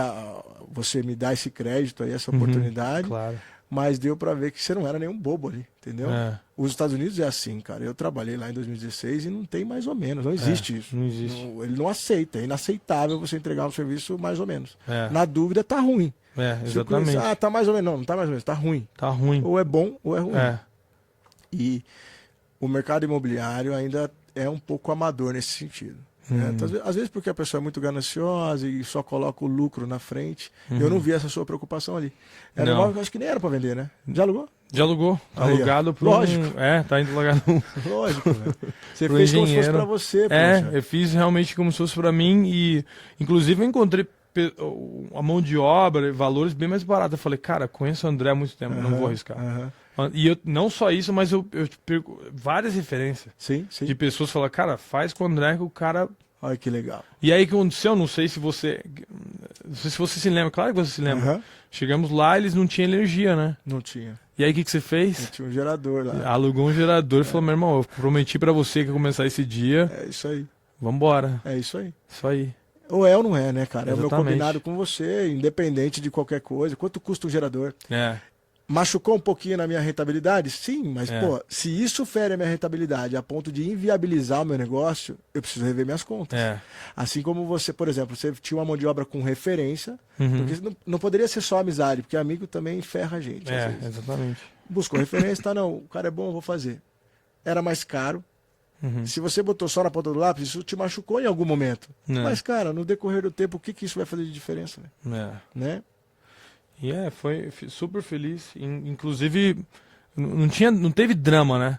Você falou, Maguilena, pô, esqueci de perguntar isso. A energia tá desligada. Aí você falou, eu resolvo. Você me perguntou, né? Você sabe como fala com o pessoal da Energisa, né? Aí eu falei, André, eles estão... Acho que demora, burocrático. Tava meio burocrático, precisa estar uma pessoa lá, alguma coisa do tipo, não sei. Eu sei que, sem falar nada, outro dia você alugou o gerador e, meu irmão... É isso. E às vezes a pessoa... Cara, é bem ridículo o exemplo, porque eu não lembro quanto custa a diária de um gerador, sei lá. Mas eu precisava andar, cara. Eu tinha trabalhos na sequência. Eu não posso parar meu trabalho, porque eu que vacilei. Eu fui lá ver o apartamento antes. Foi um erro no meu checklist. Eu falei, caralho, como é que eu esqueci disso? Eu já tinha feito tanto assim lá, já aconteceu várias vezes. Fui lá hoje dar um orçamento, inclusive. Falei, cara, já ligou a energia? Não. Então, essa energia que eu não quero alugar mais gerador. Mas o ponto é, cara, aqui no Brasil, por exemplo, quebra o carro. Pô, eu vou arrumar alguém para ajudar a empurrar, puxar na corda. Cara, quanto custa um guincho? Cara? R$100 para levar até o teu mecânico. E aí o cara não quer pagar. Ele não põe para girar a economia, mano. Exatamente. Né? Não põe para girar a economia. Pô, se você gasta com o guincho vai bem, o guincho vai ter que morar, o guincho vai ter que comer, o guincheiro precisa ganhar também. Todo mundo precisa ganhar. Exatamente. Essa é a mentalidade nos Estados Unidos. Eu chego lá em Los Angeles, eu tenho muitos alunos, falam, Magno, vou te buscar. Não, cara, relaxa, eu pego um Uber lá. Pego um Uber, pego um Uber, pago aí os $50 do cara, o cara fica felizão, que é um pouquinho distante de onde eu vivo. Sei lá, 50, 60, sei lá o que seja.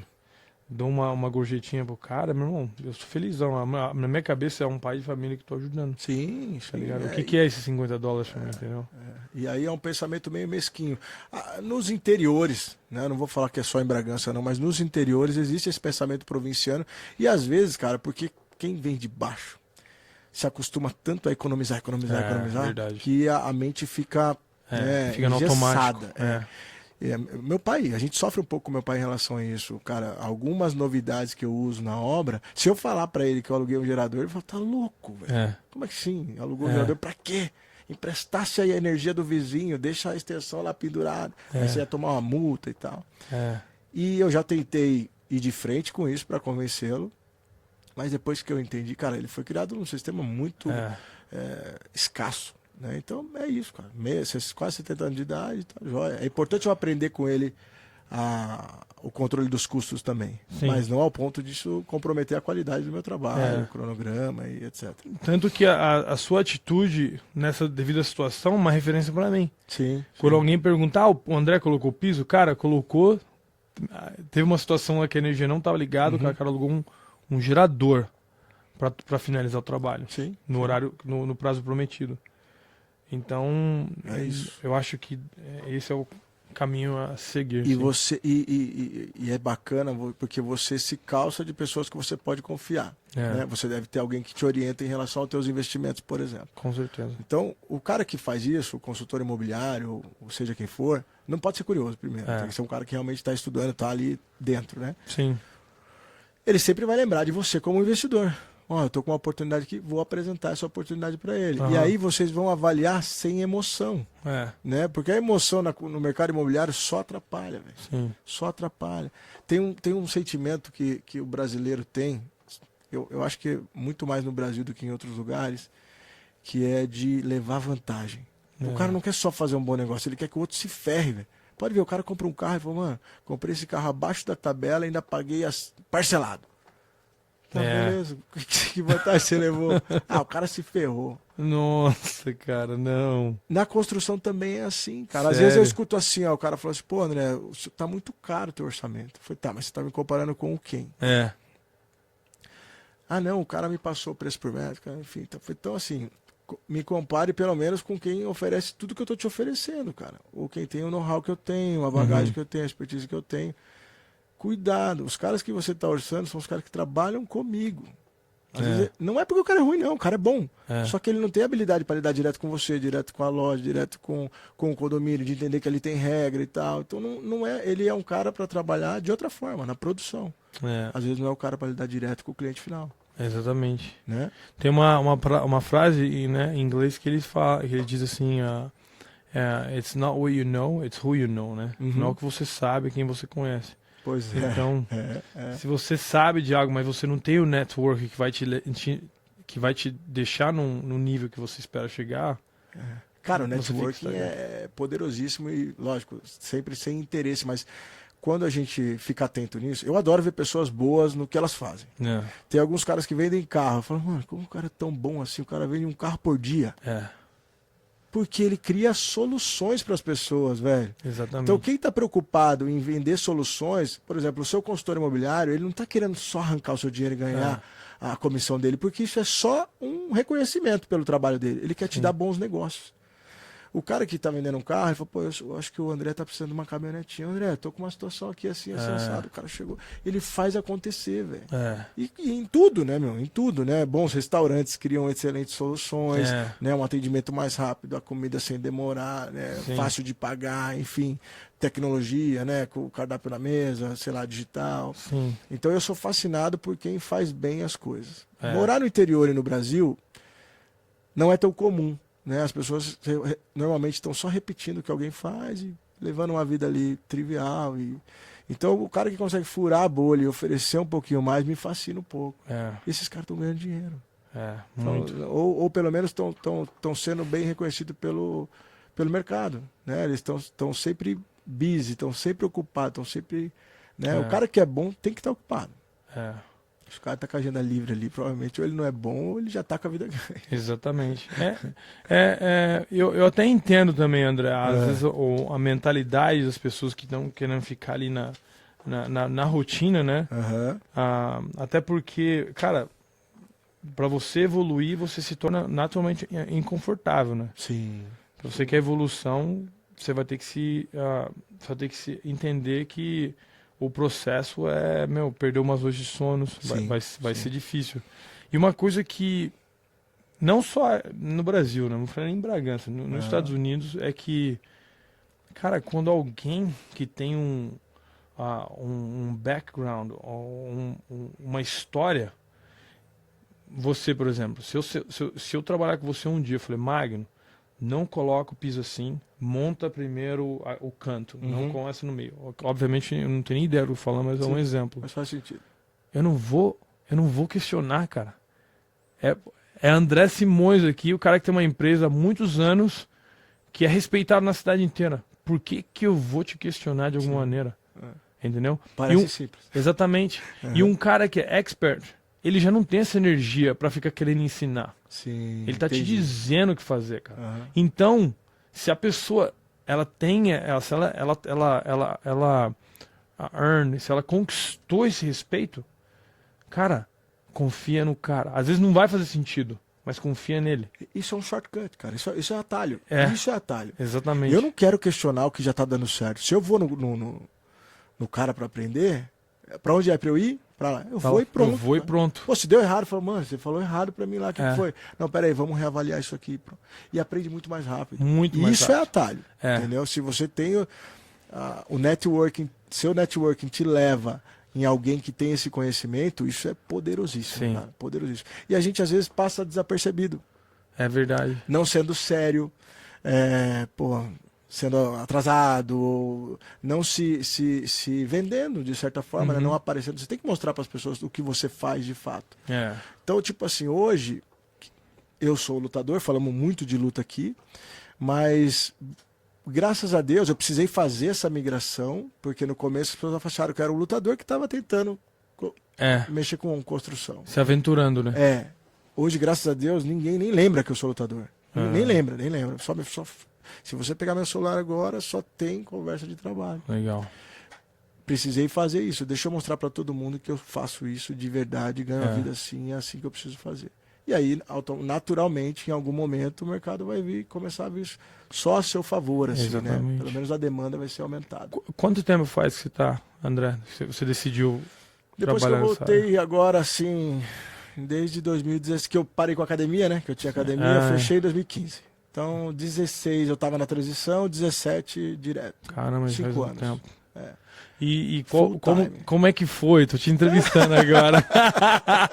Como é que foi o início? Como é que foi o início dessa... Você tá falando sério ou tá zoando? Não, tô falando sério. Porque eu quero tirar algo disso, né, no meio da Cara, da eu pergunta. sempre fui inconformado com tudo, né? Então você pode ver que eu já fiz várias coisas, né? Mas nunca fiz nada mais ou menos. Então, tipo, quando eu tava lá nos Estados Unidos, eu tive a oportunidade de ter business lá. Sim. E até hoje tem algumas propostas para ir. Legal. Então eu sempre, tudo que eu comecei a fazer, eu falei, deixa eu ver quem é os pica, quem é os caras bons pra caramba que tá fazendo isso. Eu tenho a sorte de ter meu pai dentro de casa, então meu pai é muito bom, 50 anos em Bragança atendendo. Muito legal. Construiu um patrimônio próprio, então ele é um exemplo de muita coisa. Sim. Mas assim, o mundo mudou. Né? A forma que meu pai executou há 30, 20 anos atrás é diferente hoje. Então, primeiro eu precisava tirar o kimono da minha frente, realmente tirar as academias, e eu precisava falar para todo mundo que eu mexia com construção e que eu era bom. Assim, eu precisei, por isso que eu botei a mão na massa de fato. Então muita gente me viu fazendo as coisas. Hoje eu não faço porque não dá tempo mais, mas se precisar eu faço. Eventualmente eu vou lá, o cara não veio, sei o que, eu vou lá e faço. Você vai lá e faz, exatamente. Então, é isso, cara, é mergulhar deep mesmo, assim, fazer com corpo, alma e coração. O motivo da minha pergunta é porque a molecada jovem, né, ele tem aquele ditado em inglês, que é work smarter, not harder, né? Que é, como que é? Trabalho inteligente não trabalho duro. Ele soa bem aos ouvidos, né, quando você principalmente é jovem, mas você jovem que tem essa energia para colocar trabalho, para trabalhar várias horas, trabalha pesado. Eu sei que, pô, Magno, vou trabalhar pesado do que inteligente. o diferencial é que trabalhar e ser inteligente, no sentido de tentar achar uns caminhos para você chegar onde você quer chegar mais rápido, óbvio é melhor, mas você não tem fundação. Sim. Então, quando você não trabalha duro para conquistar os seus objetivos, você não valoriza. Sim. Entendeu? Por que o ouro é uma peça tão cara, né? Por que o diamante é tão caro? Porque é difícil achar, Sim. entendeu? Você tem que é um processo, né? Para você conquistar essa peça. E o motivo de trabalhar pesado, cara, pelo menos com a minha própria experiência, é que, cara, o André, eu valorizo a cada $1 que eu ganho. Sim. Eu valorizo a cada $1 que eu ganho. Eu não perco dinheiro, cara. Às vezes, por mais que eu seja bem financeiramente, não tô milionário, mas eu posso gastar, né? Com um pouco mais de tranquilidade. Eu valorizo muito porque, cara, dói em mim desperdiçar. Nunca foi fácil. Nunca foi fácil. E hoje, né, com uma certa tranquilidade financeira, Sim. você valoriza mais ainda. Muito. Porque você está em risco, cara. Né? Se você fazer alguns investimentos errados, todo aquele suor que você fez pode ir embora pelo ralo, velho. Exatamente. Entendeu? Abrindo a mão, agora você é ostentador. Não. Entendeu? E não quero nem saber, e o dinheiro é pra gastar mesmo. Então tem algumas verdades que não são, velho. É verdade. É mentira. Os caras falam que o peso da caneta é mais leve que o peso da enxada, tá ligado? Assim, cara, mas trabalha na enxada também. Por exemplo, eu na construção eu tenho propriedade para falar. Com as minhas equipes, com os meus clientes e com os fornecedores, com todas as relações. Porque, Sim. cara, eu passei por todos os processos. Todos. E se precisar, eu volto de novo. Mas assim, hoje eu trabalho inteligente, mas lá atrás eu já queria. Eu queria ser um empreiteiro de obras, eu queria ser um gestor de obras, eu queria ter uma construtora. Mas não dava para começar lá. Exatamente. Pegar a experiência do meu pai, usar o nome dele e começar lá. Ia dar ruim. Você não, eu acredito que as pessoas as pessoas te respeitam muito mais quando elas sabem que você passou por esse processo. Sim. Porque só do fato de você olhar para uma coisa que você não está satisfeita, eles já conhecem. A pessoa fala, sim. O André ele não gostou desse piso, não. Ou se ele fizer uma coisa que tá errado e não tá nos seus padrões, o André, ele vai me fazer tirar tudo isso daqui. Às vezes passa pro cliente e não passa para mim. Essa é uma briga eterna dentro da construção, que o cara fala assim, mas o cliente veio aqui e amou. Eu falei, não, mas eu que sou o técnico aqui. Exatamente. Eu sou o expert. O cliente me contratou. Então, tira e vamos fazer do jeito que tem que ser. Independente dele ter gostado. Mas você... bom. Vou precisar comprar o piso, não tem problema, ele não precisa nem saber. Depois eu comunico ele. Sim. Você aprovou, mas não tinha ficado legal e tal. E não é nenhum mérito a mais pra mim, né? Magneira, falei pra você que nós ia esquentar, olha lá, quase 2 horas já. Uau. Né? O Binho já tá querendo ir embora. Deixa eu só falar da Dicenza mais uma vez. Você não faz chegar aqui pra mim, por favor, Binho? Esse negócio do piso aquecido aqui? Só dá uma... Deixa eu chegar aqui. Você me fala depois se aparece lá? Pessoal, vou aproveitar para fazer mais uma vez falar da Dicenza. Quem for lá visitar ou for tomar um café lá com a Gabi, com o Antônio, com o Vladimir, o pessoal é Meu Piso Aquecido que chama, né, Binho?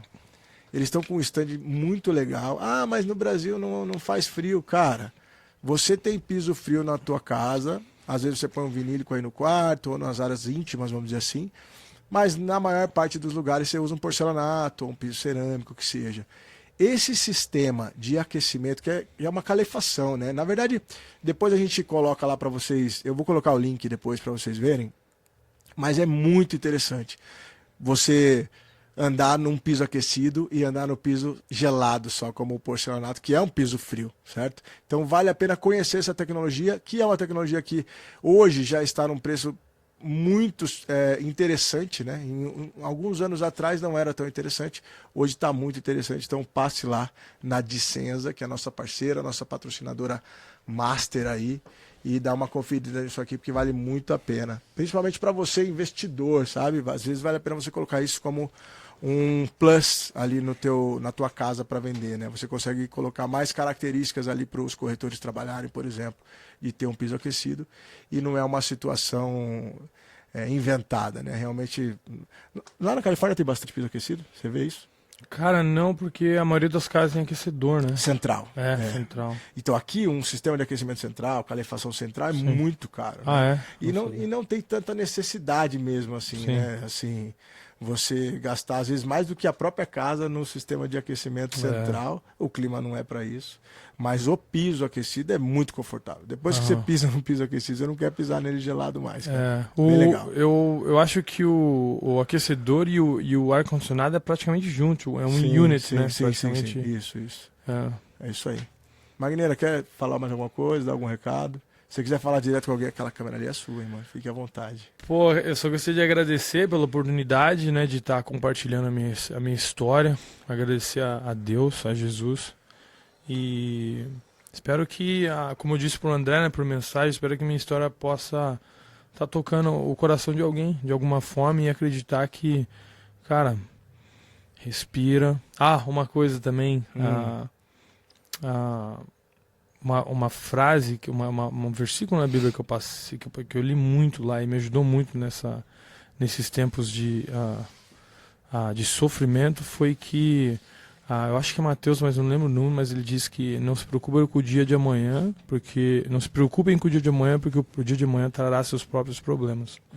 Os problemas de hoje serão suficientes para hoje. Então é one day at a time, um dia por vez. Cara, vai dar tudo certo no final. E se você tem boas intenções e uma ética, e mesmo se não tiver, cara, pede liderança, né? Guidance. Sim. Que tudo vai dar certo. Sim. Especialmente depois do que a gente passou, né, cara, na pandemia, né? O mundo sofreu muito. Eu acho que o mundo tá doente, sabe? Emocionalmente. A gente ficou muito... As pessoas estão muito sensíveis. Sim. Eu detesto a brincadeira do tal do mimimi, sabe, cara? Porque ele é um pouco covarde. Quando é só a brincadeira mesmo, tá, beleza. Mas Sim. a gente, por exemplo, essa geração é a geração mimimi. Eu detesto isso, cara. Porque essa geração é criada por mim. Tipo, a geração da minha filha, mimimi. Cara, então a culpa é minha. Alguma responsabilidade eu tenho, porque fui eu que criei ela assim. Faz sentido. Então, a parada é individual, mas a gente precisa ter muito... Qual que é a palavra, cara? Empatia mesmo com as pessoas, entendeu? Todo mundo tá passando por algum problema muito pesado, às vezes. E o que é pesado pra mim, às vezes não é pesado pra você. E parece, cara, agora que a pandemia acabou, né, de vez, que a gente não passou por isso. As pessoas voltaram pior do que tava antes, né? Não parece que o mundo precisou parar e tal. Doideira, né? Mas isso é papo pra outro dia até. Magneira, eu trouxe uma lembrancinha aqui do nosso negócio pra você. Obrigado. Bloquinho de anotações, chaveiro e caneta. E a xícara, essa xícara é pesada, mano. Beleza? Essa vai pra Califórnia. Aí, ó, beleza? Já vai pra lá. Legal. Fechou, meu irmão? Obrigado, mano, muito né? obrigado, uma honra ter você aqui, viu? Prazer. Valeu, galera. Um abraço.